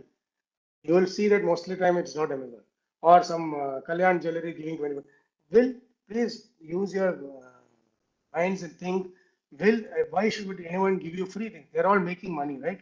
Will anybody give you anything free? Will not. First thing is, if anyone is giving something free, there is a big problem. Check, cross check, triple cross check till the time you can be sure that it is not a malicious. So there are a lot of types of malware which are called viruses, worms, Trojans. You've all heard of the old Greek story of the Trojan horse. So they piggyback into some other software which you buy and then get into your system. So various things, spyware, logging, keyloggers, ransomware, adware. Using your ads, if you go to a lot of sites, there will be pop-up ads. If you click on them, you are susceptible. So that is there. So anti-malware, what do you call this? So most of the what do you call the antivirus kits which you get are good for it. So organizations have to take much better care because this normal things may not help a bigger organization. Of course, next important thing is you should have a security policy. Unless you have a standard security policy for cybersecurity, a generic security policy is good. Everyone will have that entry is there. You have to check in, book out, or this thing and all that. But even for cyber, what to use, what not to use. When you leave your desk, should you leave your screen open or not? because you might be doing something. It's not that you may not be working on something important, but your laptop or the desktop is accessible for someone else who may have malicious intent. So be very careful. The policy has to be in such a way that the roles and responsibilities of each and every person in the organization has to be very clearly laid out. Who can access what, who cannot access these things. Sorry. Need to know basis, everything has to be very clearly laid out. Then, of course, every organization should have a response team, a team of professionals who are regularly analyzing what are the threats to the company, what are the key areas, what are the risky areas, okay, how to design and secure the computing and the networking, and they proactively defend. Of course, they are experts, and they are not the day-to-day workers like you and me maybe. They are dedicated people who will sit and try to defend the networks and respond to anyone is trying to penetrate, they will come to know, because if your defense mechanism is good, you will. Then once the team is there, and of course the layered security measure, you put in various measures to give access. Okay, some of them have got like access, like I can only go to a particular desktop only if I have got the security access to that particular level of security, I will be given access. So multi-factor authentication I talked about. That means not just by typing one password, it'll ask you some other security question or something else. That's how it is. So various measures for multiple layers of security has to be there, because these people are trying to hack, they are trying to get into your system very regularly. So it has to be done on a regular basis, and multi-factors has to be added. Then, of course, next very important thing which we take for granted is everybody knows. Yes, I know how to use the laptop. I know how to close it. I know how to use the password. No, there are so many other things which you may be missing out. Awareness training to everybody in the organization has to be there. Each and every employee should be trained on what is cybersecurity, what are the best practices, how to safely use your network without allowing a compromise. Okay. You will think, okay, I've used my laptop at home. A lot of people these days have the offices are giving laptops, right? You go home and also connect. You might be connecting to a different network at home. In the office, it will be connected to a VPN network. It's a private network. A lot of the organizations have made it mandatory that naturally. But when you go home, you might be still connecting to a VPN, but you might be putting a pen drive or something which is we are downloading. You might be using your Wi-Fi network, which can be hacked. So there is a vulnerability that's not serious. Okay. And last but not least, the administrative account, what you call security. So who are the key users? Only those people should have the administrative rights, and they have to be doubly secured. And employees who have got these administrative privileges have to be monitored by each state. Of course, the highest person who is there, who will monitor them, might be the CEO. Okay. But the CEO also, what happens is there can be checks and balances. The team which is who's responsible for IT, they can carry out certain threat attacks and just see whether it is being compromised or not. Because invariably, most of the organizations they try to attack the topmost people. Okay, thinking that there's a general feeling, oh, he is very easy. But using that vulnerability that person, he may not be doing it, he or she may not be doing it, but their system may get vulnerable because of their what do you call knowledge or lack of knowledge of certain things. So all this finally, if you all do all this, finally it amounts to professional ethics. Each and one of us should have ethics, professional ethics at your workplace or wherever you are. See, we are as Indians, we are taught so many things. Like in our childhood itself, we are taught by our parents, you should not do this when you go here, how to behave, all this. That is all part of your ethics, your culture. So professional ethics is how to behave at workplace and what we define at workplace. As just to add on ISAC, and we have what you call collaboration with the AICTE, where AICTE mandated us to train these students, at least 1 lakh students in professional ethics, because what they are saying that they have found is in today's environment, what is lacking. In fact, I have been talking to so many of these. You are also, all of you are people from the educational thing. The ethics is very lacking today, right? To go to an office or go somewhere and pick something off and go walk away, that they think, oh, it's okay, yeah, I'm just taking a pencil from my office, or I'm taking some few sheets of paper. So the ethics behind this is very, very important. If you do not have ethics, then you are bound to be vulnerable to an attack. That is what. So we are trying to inculcate those things also, professional ethics into people, and we have been mandated by AICTE that at least 1 lakh students have to be taught professional ethics. So we're trying to spread it across the organizations as well with people like you and organizations like you. I'm sure you will be able to take it forward and take the whole thing of cybersecurity into a different level. Okay. Now we come to what, sir, we've got about 10 minutes more at least, sir, or 5 minutes. Sir? Yes, sir. Please take it. No problem. So the last 2-3 slides, in fact. So what do we do? When we have cybersecurity, of course, it involves protecting your infrastructure. First thing is you have to prevent. Try to prevent, right? That is what we say. Then detecting any threat, and then of course responding to the incident. That is what is there. Any incident action, this is what happens. So similar for cyber, it is nothing different. But what should be kept in mind is that when you are creating a solution which is going to be effective, it has to be across the whole organization or the whole spectrum of operations. If there are different operations, they have to be interlinked in such a way that it's not that in one pocket something is happening, in another pocket something else is happening. So that is what we do. So identifying the criticality of the services which are there, which you are providing, what is very critical, which has to have a backup.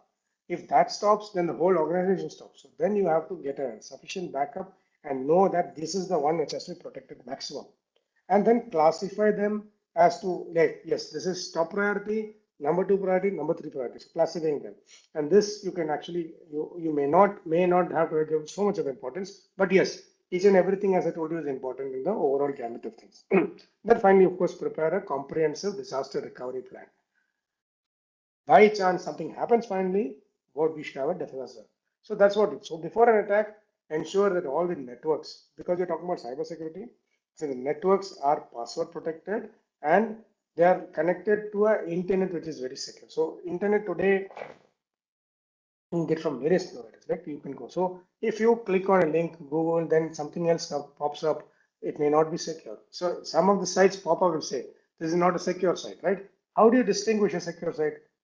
If you notice on the top left of the screen, you will find that an HTTP or an HTTPS, or sometimes there will be a lock symbol.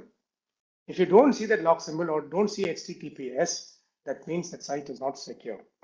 Please do not or refrain from going on such sites because it can be dangerous. So that is what it is.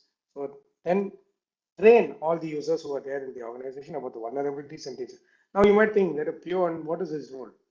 He is supposed to go and destroy certain documents. You will give it to him. Ideally speaking, if it's a very classified document, he will not get it. But what you think is not so classified also, but might have some information leading to your organization, you will just give it to him, go and put it in the shredder or dustbin. Dustbins are one of the biggest targets of people who want intelligent attacks. They will go through the dustbins and take data. It has happened in many times. Since I've been in the defense, I know that these are the vulnerabilities which are there. So in cyber also same thing. See, what is a cyber attacker trying to do? He's trying to get some information to get into your system or your organization. So even that small tidbit will help. Okay, so be careful. So everybody should be told that your job is very important. If you don't destroy that properly, that paper, you might be diverging. So make them understand that their importance in the role and dangers from, like I told you, phishing is something where they put a bait and send to an email, some link attachment. There are thousands. I don't have the time to cover that, but thousands of cases where people have lost money or have been compromised because of these clicking on these links. I'll just give you one example of that. And of course, password protection is a must for all the devices and accounts that are connected to the internet. So access is again restricting the access. If there is an attack, now bound, because these people are trying and trying. They're always 2 to 3 steps or 5 steps ahead of us. If these cyber hackers, cyber attackers, I will not call them hackers. I just want to put hacker actually is a very generic word, which is for a person who develops some software to enhance an existing software. So we misconstrue a hacker as a person. In today's world, it has become a thing that he's someone who's bad. Hacker actually is not a bad person. But today we have classified them into white hat hackers and black hat hackers. The white hat are the good ones, the black hat are the bad ones. So in an attack, during an attack, of course, it's like if it's bound to happen, it may happen. Then first thing is to check all the software on all systems are up to date. Have you updated them? Are they there? Run a scan to see that the system is not infected. You suspect an attack basically, and then you're not affected, or in case something is behaving suspiciously, immediately isolate that system. immediately. If it's a network, shut down the network, disconnect from the internet and perform full. Then naturally, ideally, if you have done a good planning, then you would have had a backup of the whole system. What happens is a lot of people don't do a backup. If you have backup, yes, you can just wipe out what is there and restore the whole system. Very important, not only for an organization, but even for an individual. And of course, now the attack has happened. If something's a hacker thing, you have to recover from it. You have to regroup, recover the data from the backup, resume our operations as fast as possible. So this is a similar for a disaster. Anything, any disaster this happens, right? The objective is to maintain business or operational continuity. You want to continue your operations with minimum delay. Any situation you take, this will happen, whether it's a natural disaster, or it's a warlike situation, or a cyber attack, whatever it is, it's the same thing. And of course, you will learn some lessons. Please make a comprehensive learning document, put it in, and ensure that next time such things will not happen. That is the only way. Learn from your past mistakes, right? We keep telling this to everybody. Learn from your mistakes and don't. How do you know that you learned this? Because it does not get repeated. Finally, you have to have a good disaster recovery plan in which, again, these are the 5 pillars which are there. You have to identify what are the risks, what is your cybersecurity posture, what is the strategy, what are the vendor risk is a generic term. So what are the risks from externally? So when I say vendor risk, it's an external agency. What are the risks from outside? Identify those things. Then protect them by having a proper governance, IT governance, risk assessment. Follow all there are a lot of documentations like the ISO and all that, which I advise you. Then many various organizations, across today, they've got so many things that they give you enough and plenty information as to how to make a disaster recovery. If you are using an outside agency, like some of them, we outsource our security to another organization, like Siemens or Cisco or someone. So are they good enough? Are they able to do our justice to our system? We have to ensure that. Then of course there is identity and access management. Who are identifying the people who can do things? Are they giving enough access or not? Proper training, and of course the privacy of data. So that is part of your governance. Third pillar is the detection, where you have assessment of the vulnerabilities and and you do regularly. You keep penetration. You have experts, or you employ someone to keep trying to penetrate your systems and assess your vulnerabilities and give you a report whether you have sufficient what you call security. Review your the codes which are there, security measures. Then ensure that your software development cycles which are there in your systems are up to date and as secure. So you have lot of updates coming. Ensure that they are the legitimate updates, and you have to put in updates sometimes to ensure that your systems are functioning into the optimum. And of course, if you are working on a cloud, then the security of the cloud, licenses, compliances licenses. A lot of people tend to get software which are, what you call on the black market, or just free software. You try to don't hack software, will not give you the protection. They will not protect you. And of course, you have to have revenue to assist all these things. Of course, when something happens, there has to be a response plan. That is basically an SIEM, or Security Incident Event Management Plan, and a Security Operations Center. And today, most of the organizations have what we call CISOs. Okay, so the Information Security Officer, the Chief Security, so they are the people who are responsible overall.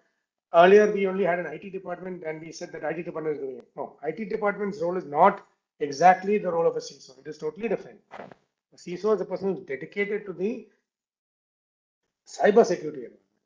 IT, yes, IT is doing. You might have the IT helping the CISO, or you might nominate a person who is part of the response team. But there has to be a dedicated security operations team and an incident management team. That is very important in organizations, which we don't. We always combine things and make it the same. It becomes a threat to the organization. And finally, of course, the recovery, where you have a business continuity plan, or then the disaster recovery planning, and of course, forensic services to identify where the threat came in from for future reference. So this is as far as the whole setup is concerned. And I will just an information now I'll try to give you the type of courses which we conduct. We conduct in courses for the basic persons who have absolutely no knowledge of cybersecurity. Like Madam gave you so much of details about me. I am a commerce graduate. But I went on to become a principal engineer of an organization because I learned over the period of time, and now I've come into cybersecurity, which I had no knowledge of about a few years back. But because of the aviation requirements of cybersecurity, I've moved into it. So I've done these courses. I started with the CCIO and now the ICDIS to get the knowledge of cybersecurity. So these are things which we cover. And of course, we'll be sharing these details with Dr. Haldar. You can start sharing it across to these people. So if you want to approach, and I'm not saying that we are but in India, we are one of the organizations which provide these services or training. We want to provide training to people to make them aware. We provide webinars to our institutions free of cost if it's up to 1 hour, so that people are aware that cybersecurity is and what should you do. And you can start, if you are a cybersecurity professional already, then you have a lot of technical courses which you got. If you are in the senior governance positions, we have courses for that also, senior governance professionals and all that, who are looking after the overall organization.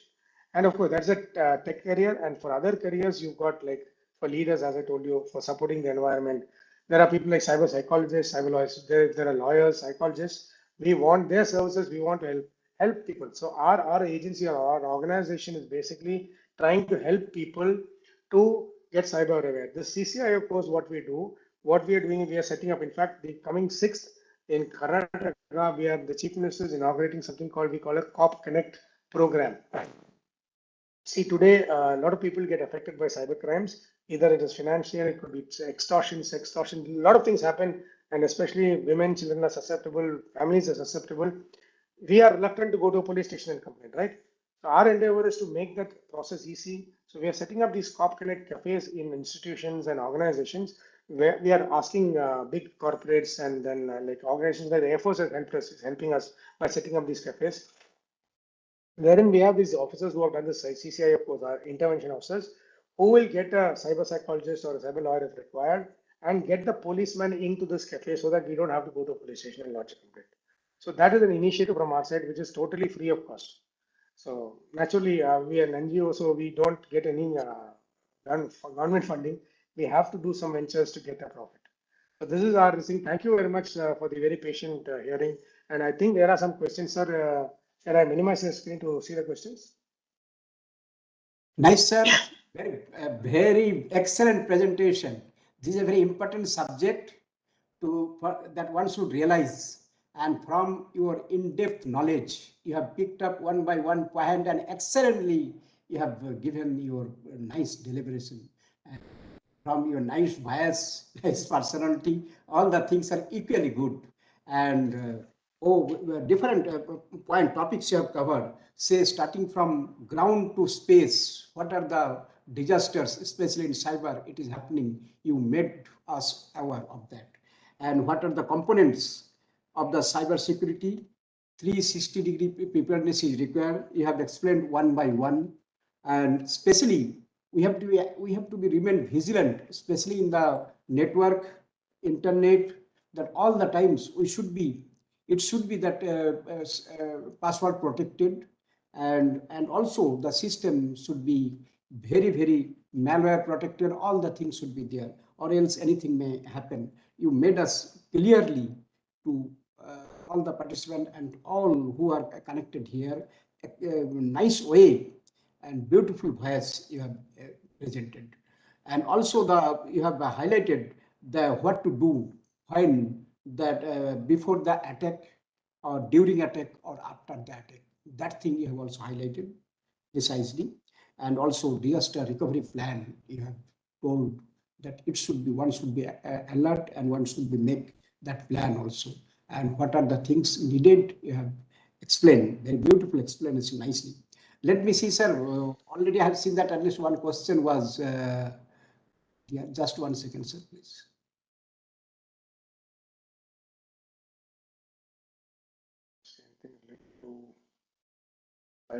If there's anyone who wants to ask a question, please do.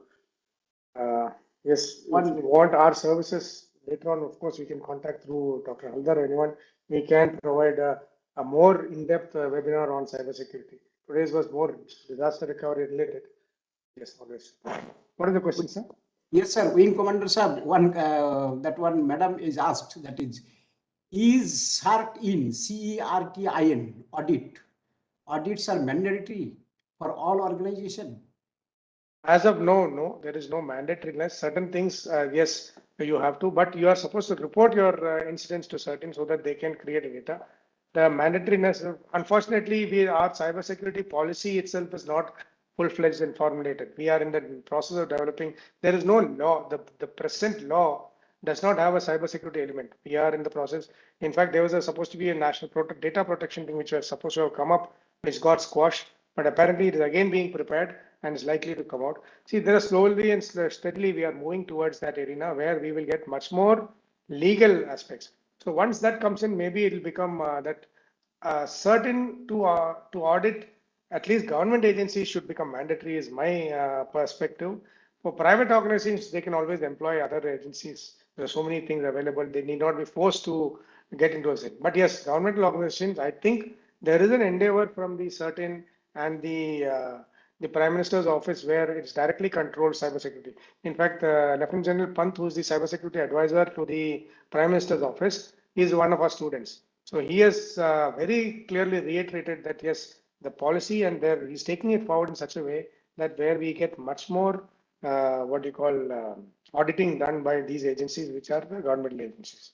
I hope that answers your question. Yes, yes, nicely. You have nicely applied. Commander Sir, one more question is raised. Why the security of networks is so weak? Are the governments, the second component in the same person is asked. First is why security of networks is so weak. And second component, are the governments doing network security auditing? It is being done. That's what I'm saying. Today, in today's environment, especially the key critical infrastructures, there is a lot of audit going on. We don't realize it. Normal governmental officers may not be getting this, but the critical sectors, of course, are being audited. Network security is not weak in the sense it is. I forgot to mention this. The weakest link in cybersecurity is the individual. The person who's working inside the organization is the weakest link because he or she is the person. The insider attacks are the worst. It can be inadvertent or advertent also. I will not realize it, but using me, they can attack. So the insider. So if the people are not made cyber aware, whatever stringent measures you put in, your network security will become weak. That is why we are trying to create this awareness to say that everybody should have. Yes, there is government is doing it. Answering that must answer your first question. Network securities are not weak per se. This security is good, but it's the individuals who make it weak. And of course, critical government infrastructures like I know, like BARC, ISRO are all very critical sectors. The armed forces, all of them, which are very key critical resources. There is a regular audit happening of the cyber resources. Fine, fine, sir, beautifully. Sir, one thing I would like to augment that augment means that I want to put before you that you have explained each and every corners, but the things is happening often and then, sir, that the hijacking of the flight, Yes. where the people are keeping the captivity, and there is very great disasters. It can happen any times, anywhere within the space, and very serious conditions also, and people's they will be they will be thinking how to get release of that. Sir, what is your comment on that? So that's a hijacking per se is a physical act. So that is why today our security systems are very enhanced. You can't carry anything which is a metal, but you'll find see some people who makes a in the recent case where the ex-Japanese Prime Minister was shot dead. That person made a 3D digital gun using plastic. Now such things will not get detected. But yes, what happens is as and when as a security now if your system is being scanned on the X-ray, if there is something in the shape of a gun, if it's plastic also it get detected. So our today's systems are much more effective. And yes, India we have been seeing because we are a country which has been prone to terrorism for so long. But the United States and other countries only realized it when their 26/11 attacks took place. So today, if you go abroad and not even your shoes, they'll tell you to remove your shoes. Even they may tell you to remove your clothes. That is the type of checking which is going on. Notwithstanding that, there is always someone trying to penetrate. So that security has to keep working. And so, like I will tell you, we have now developed an API part of this thing, wherein we have got the data of all the known terrorists and criminal elements. ISAC has got it. and we are integrating it into the airport CCTV network, Yes. the security network. So anybody who is matching that profile, it's using artificial intelligence and machine learning. It matches and immediately give a security alert to the security agencies. So that is the type of things we are developing. But these people also try to keep one step ahead. Yes. So that's not it. So hijacking is now today we are going into cyjacking, which is cyberjacking. I was saying about someone physically entering, but it is very, very, since I have worked I'm working so many years in the aviation industry. Today, since the systems are all, your aircraft is connected. If you travel internationally, your in-flight entertainment system is now accessible on your mobile. You get connected to Wi-Fi. When you're sitting, you're flying at 35,000 feet, also you can use your mobile to send WhatsApp and make calls, which is not in domestic flights we can't do because they tell you to switch off the phone or put on flight mode. When you have such a system, it is very easy for them to hack.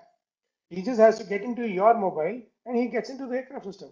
He can make the aircraft turn around 180 degrees if he gets into the flight management system. It is very, very scary. Very scary, sir. That is why we have to be more vigilant. And so even your own personal mobiles, please take it up, make it a point to make it secure.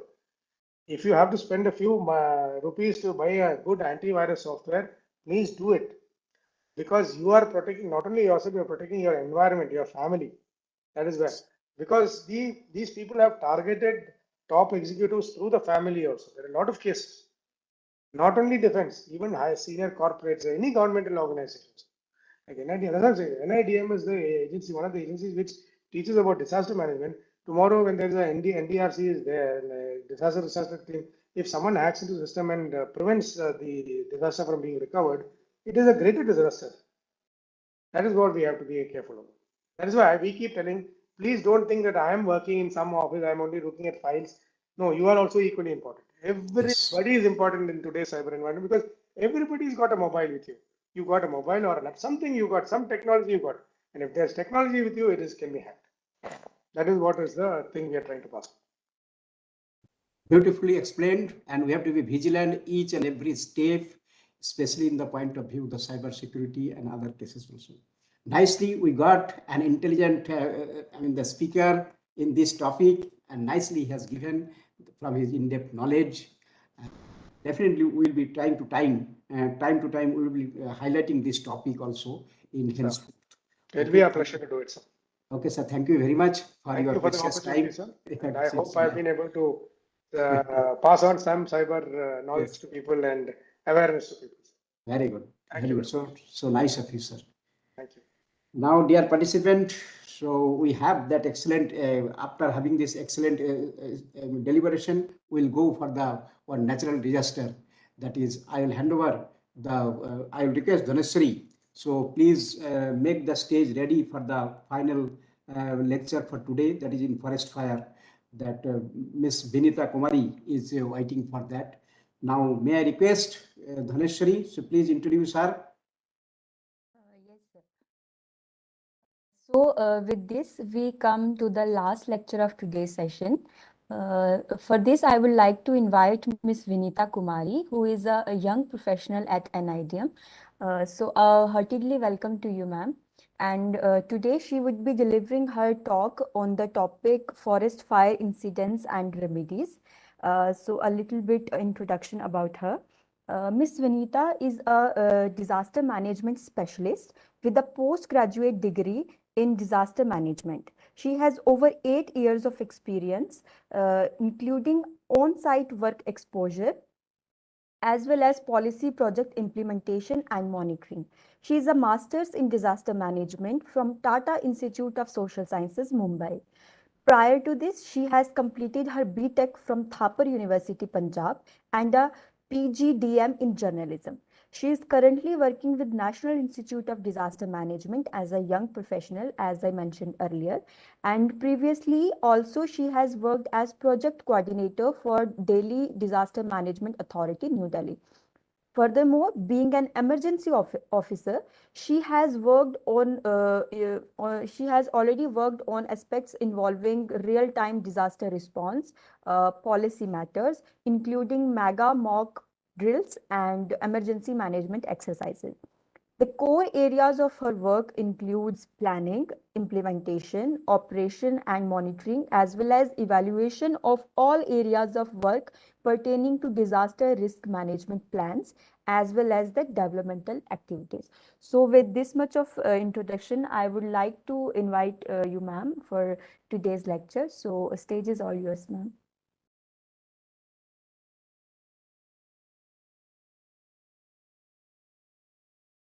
Thank you so much, ma'am. Welcome, ma'am.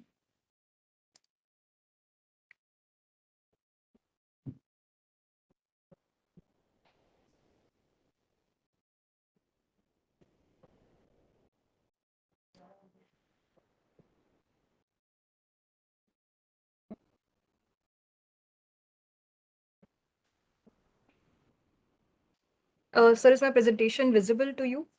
Yes, it is coming. But it is not in the full screen, I believe. It has to come still a few minutes. It is starting to share the content. It is there. Understood. sir, Yes, understood. yes, it is there. Now we can make it full screen. Hmm. Yes, it is there. Nice, beautiful. Thank you so much, Dhanashree. Thank you for the introduction. A very good afternoon to everyone. Myself, Vinita, I'm a young professional at National Institute of Disaster Management. The presentation topic for today is on forest fires in India, the recent trends in incidents and causation. So this is the Forest Survey of India report of 2021, the recent one. As far as the forest is concerned, we have three types, which is dense, moderately, and open forest. So these are basically dense, moderate, and open because of the canopy density. The open dense forest comprises of the canopy density of about 10 to 40%. Moderately dense forest comprises of the canopy density of about 40 to 70%. And the forest which has canopy density of more than 70% are considered as a dense forest. At present, we have about 7,13,789 square kilometer of overall forest cover in India. The carbon stock in India as of now is about 7,204 million tons. The forest cover in India is about 21.71% of the geographical area. And in the northeastern states, we see that about 23.75% of the total covered forest is present. The good news is that there are three states, which is Telangana, Andhra Pradesh, and Odisha, where we have seen that there is top gains area-wise in forest area, 632 square kilometer in Telangana, followed by Andhra Pradesh, which is about 647 square kilometer increases there. And in Odisha, we see that there is 537 square kilometer increase in there in the forest area. The bad news is that the three states in northeastern area is Manipur, Nagaland, Arunachal Pradesh. We have seen that there is a top losses area-wise in square kilometer. The major concern in this case is that 1582 square kilometer of decline is observed in moderately dense forest. About 1020 square kilometer of decline is observed in northeastern forest cover. And in India, we have seen that about 35.46% of area is, as of now, prone to forest fires.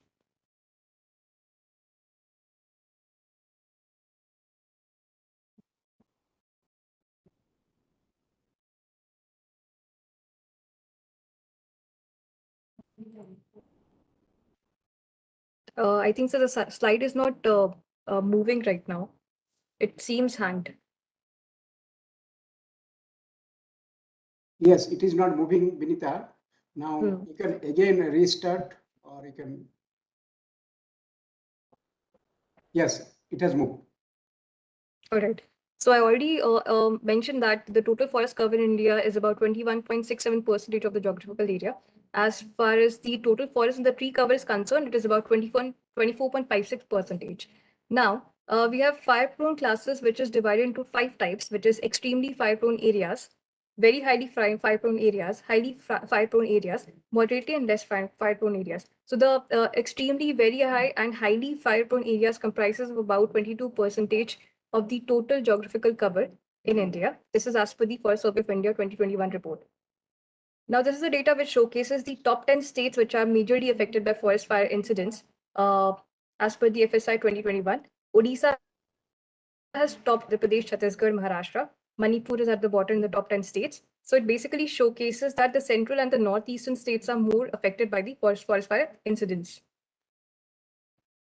Now, this is the Ministry of Environment, Forest and Climate Change data, which suggests that it is a decade data from 2009 to 2019. It showcases that in 2011, we have seen that around 13,000 cases were observed for forest fire in India.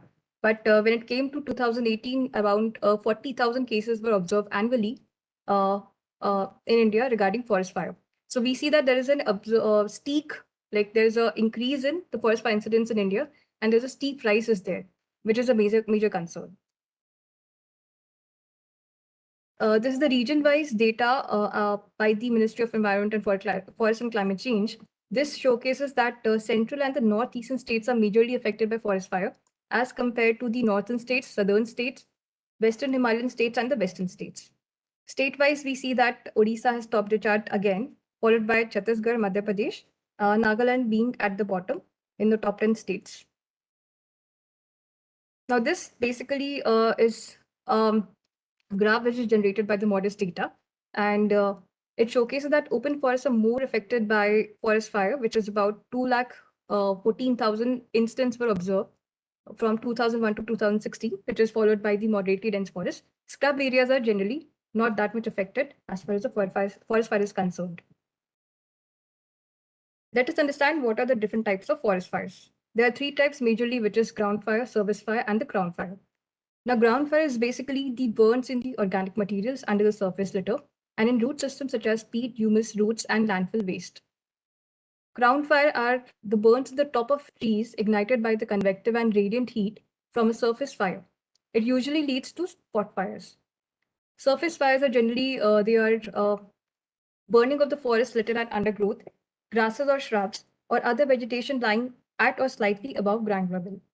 Now, it is observed that ground fire and crown fire are generally difficult to extinguish as compared to the surface fire areas. But when we compare all these three fires, crown fire is the most dangerous of all. It is very difficult to extinguish this kind of fire. Now, there's different and new kind of fire, which is spot fires. These are the new fires that have ignited in front of the main fire as a result of the firebrands or burning debris that have been lifted by hot air through the smoke column and then deposited in front of the main fire.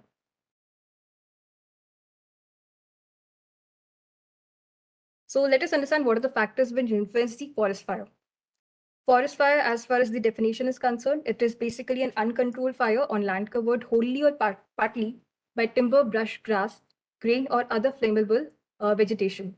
The condition which is requisite for a forest fire to happen comprises a combination of three things, which is oxygen from the air, fuel, and heat. So heat is also is one of the most major contributing factor. We have generally seen that in summer areas where the temperature has increased, the forest fire basically are more observed as compared to the winter season. Now, this is a triangle which comprises of three factors, which is topography, weather, and fuel. It is also known as the fire behavior triangle. So these three factors also affect the forest fire. For example, when there is a windy weather, hawa tez chal rahi hai, cyclone is there, we observe that the spread of forest fire is more rampant. Fuel is basically the timber, brush, grass, grain. So it is available. If it is available, the forest fire will be spreading very quickly. Third thing is the topography. So as compared to the plain, we will see that in hilly areas, the forest fire will spread very quickly because the fire will be there from नीचे से ऊपर की तरफ आपकी आग लगती है. This is because topography is a important factor which is leading to the spread of the forest fire.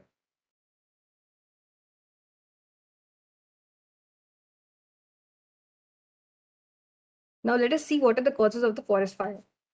The 10% of the there are two types, which is natural causes and the anthropogenic causes.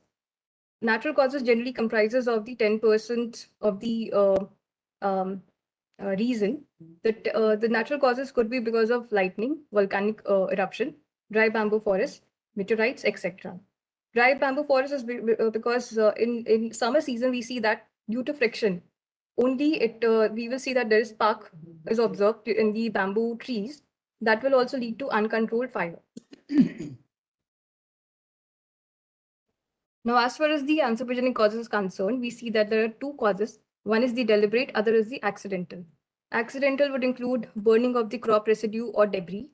throwing off the lighted BD or cigarette, unattended campfire, driving wild animals prescribed burning gone uncontrolled.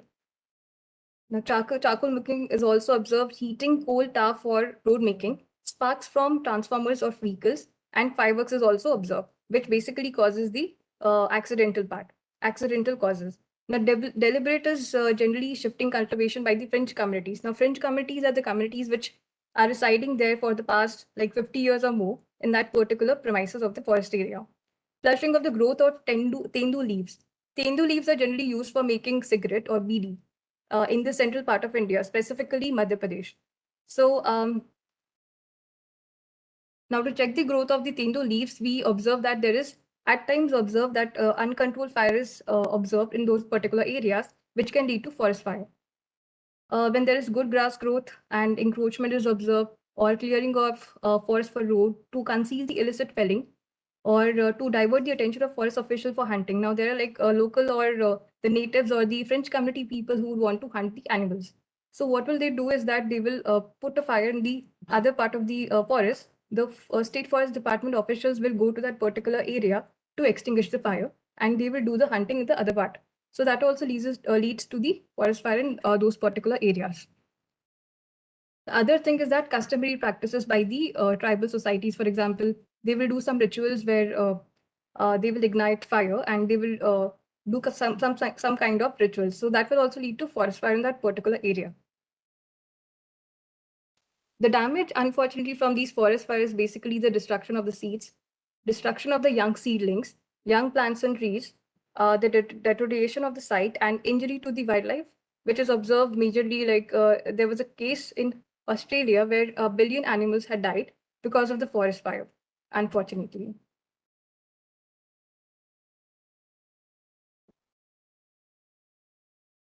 So what the State Forest Department authorities need to focus on is basically prevention and the mitigation measures. We need to focus on the prevention so that forest fires can be prevented in India. Now, forest fires are generally seasonal. They start usually in the dry season and can be prevented by adequate precautions. The number one precaution which we can do is by removal of the forest litter all along the forest boundary known as the forest fire line. Now, this line is used to prevent fire breaking into the forest from one compartment to another. We should also not allow the combustible or inflammable material to pile up unnecessarily. Now, in this case, the State Forest Department authorities can take the help of the locals or the fringe communities so that they can remove these combustible or inflammable material from that particular area. We also need to adopt safe practices in areas near the forest areas, such as the factories, coal mines, oil stores, or chemical plants. We should also incorporate fire reducing and firefighting techniques and equipments. Now, as far as the State Forest Department are concerned, we have observed that there was a CAG report which suggests that majorly these departments are underfunded. There was a CAG report which suggested that Uttarakhand is underfunded when it comes to the financial assistance from the government. So, first of all, financial assistance should be given to all these State Forest Department authorities. Second thing is that they should also give the proper equipments to the front fire officials. Third thing is that we have also seen that there is a lot of vacancy in the state front fire officials. So they need to recruit a lot of fire front officials which can extinguish these kind of fires. Other thing is that they need to procure such firefighting techniques and equipments which can help in prevention of these forest fire once a forest fire is there. Other things we need to focus is on organizing special campaigns, training, public awareness programs. Near real-time monitoring of the forest fire also needs to be done, which is as of now being done by the Forest Survey of India. There should also be establishment of the master control rooms at state and division level. Awareness meetings in villages, block and district level committees should also be done. So we have seen that there is joint forest management committees, JFMCs, which help in creating awareness or sensitizing the villagers at village, block and district level. Now we also need to establish the national and state level response teams. Also, the community awareness should be done by the Nukkad Natak and Rally, among others.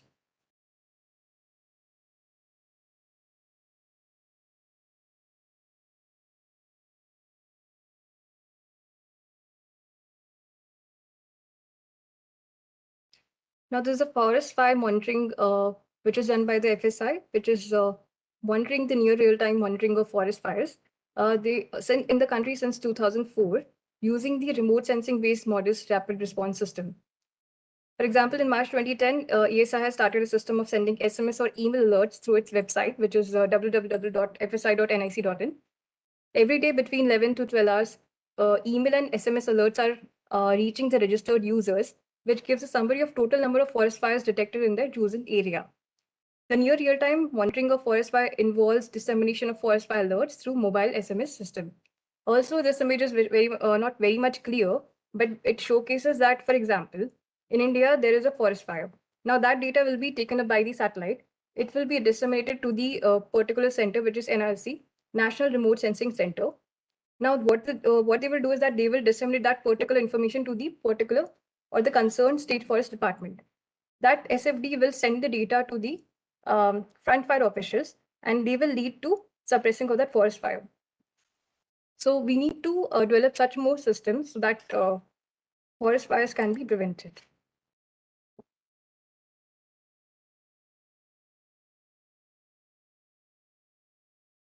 Now, this is a photo from Uttarakhand, where a lot of people, locals, can be seen. They are creating awareness via puppet show, films, nukkad natak, and exhibitions in local fair. What all can also be done is that there can be awareness developed by the school children. This is an example of the Uttarakhand, where an awareness cycle rally is being done by the school children for sensitizing the people regarding forest fire. Thank you, sir. Thank you. Nicely explained, Vinita. And apart from all the times we used to hear that remote sensing data, this thing, that thing, but this time without remote sensing data, you have given very nice presentation. That is the various types and what are the causes of fire, all the things, and also what are the preventive for the fire and mitigation. You have taken care and you have highlighted. This is very, very, I mean that the benefit, who are the learners, or especially for the newcomers, those who are not in this line, they will grasp a very nice explanation with beautiful fires you have given. So thank you very much. And so far I could not see any question. So, and you are in time, so I should appreciate. Then definitely keep up your tempo for this fast deliberation. Thank you very much. Now, today this session is over. Now I request Professor Ankit, so please put a vote of thanks for today's session. I hope that you will not mind, so please take care for the vote of thanks. Please go ahead.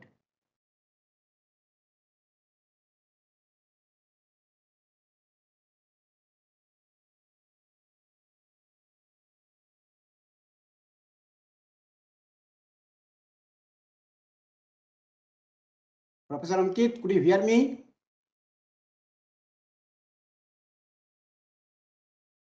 Ankit, could you hear me? Am I audible, sir? Yes, you are audible. So please put the vote of thanks. We'll be very much happy for that. Thank you very much, sir, for giving me this opportunity to extend sincere vote of thanks on behalf of School of Earth and Environmental Sciences, Central University of Himachal Pradesh, as well as the organizing team from the NIDM. I express my sincere acknowledgements to all the three expert members who have delivered excellent, very informative lectures, starting with Dr. Shivakumar sir, who mentioned very beautifully and explained literally very beautifully about the geoinformatics and the whole construct of geoinformatics. My wholehearted thanks to Wing Commander K. Venugopal ji for his eye-opening talk on cyber attack disaster management. And lastly, to Ms. Vinita ji for her excellent talk on the forest fires. I'm pretty sure that all these talks are very beneficial for all the stakeholders, starting from the students, the faculty members, public at large, non-governmental organizations, and the disaster response teams. So thank you very much to all of you. And my last but not the least, again, my sincere thanks to you, sir, because you are the main fulcrum behind this online training program. Thank you very much, sir. It is not me, except, and you are also the same person. You are also the, I mean, very much desirable to put the thanks, vote of thanks, to put my sincere thanks to you also, because you are also intact with me to arrange this program in a gigantic manner and without any kind of problem. So, and also a lot of persons are there behind to make the program success. It is also, we put our big thanks to them. Now, overall, Dr. Ankit has made a good deliberation. On behalf of his, Dhaneshwari has organized the session. Now, thanks to Dhaneshwari also. So now with this, we'll close the session today. And again, we'll start for the final day session at 11 o'clock tomorrow morning with the valedictory session. Okay, thank you very much, Dr. Ankit. So, and I hope that tomorrow you are having a lecture and definitely will be present because after being an organizer in this event, in this program, and okay, we'll try to make it further better in tomorrow also. So it is a good effort jointly by the Central University of Himachal Pradesh, Dharamsala, as well as this NIDM, to make the public, student, and stakeholder, all kinds of stakeholder, to make aware of this disaster risk management and what are the prevention, what are the mitigation, what are the steps to be taken for awareness. All these things are deliberating. Today we have covered that new topic on the cyber DRR, and excellent deliberation has given by from his in-depth knowledge. Okay, Dr. Ankit, we'll see you tomorrow at 11 o'clock. Bye-bye till then. Thank you, sir. Thank you all. Welcome.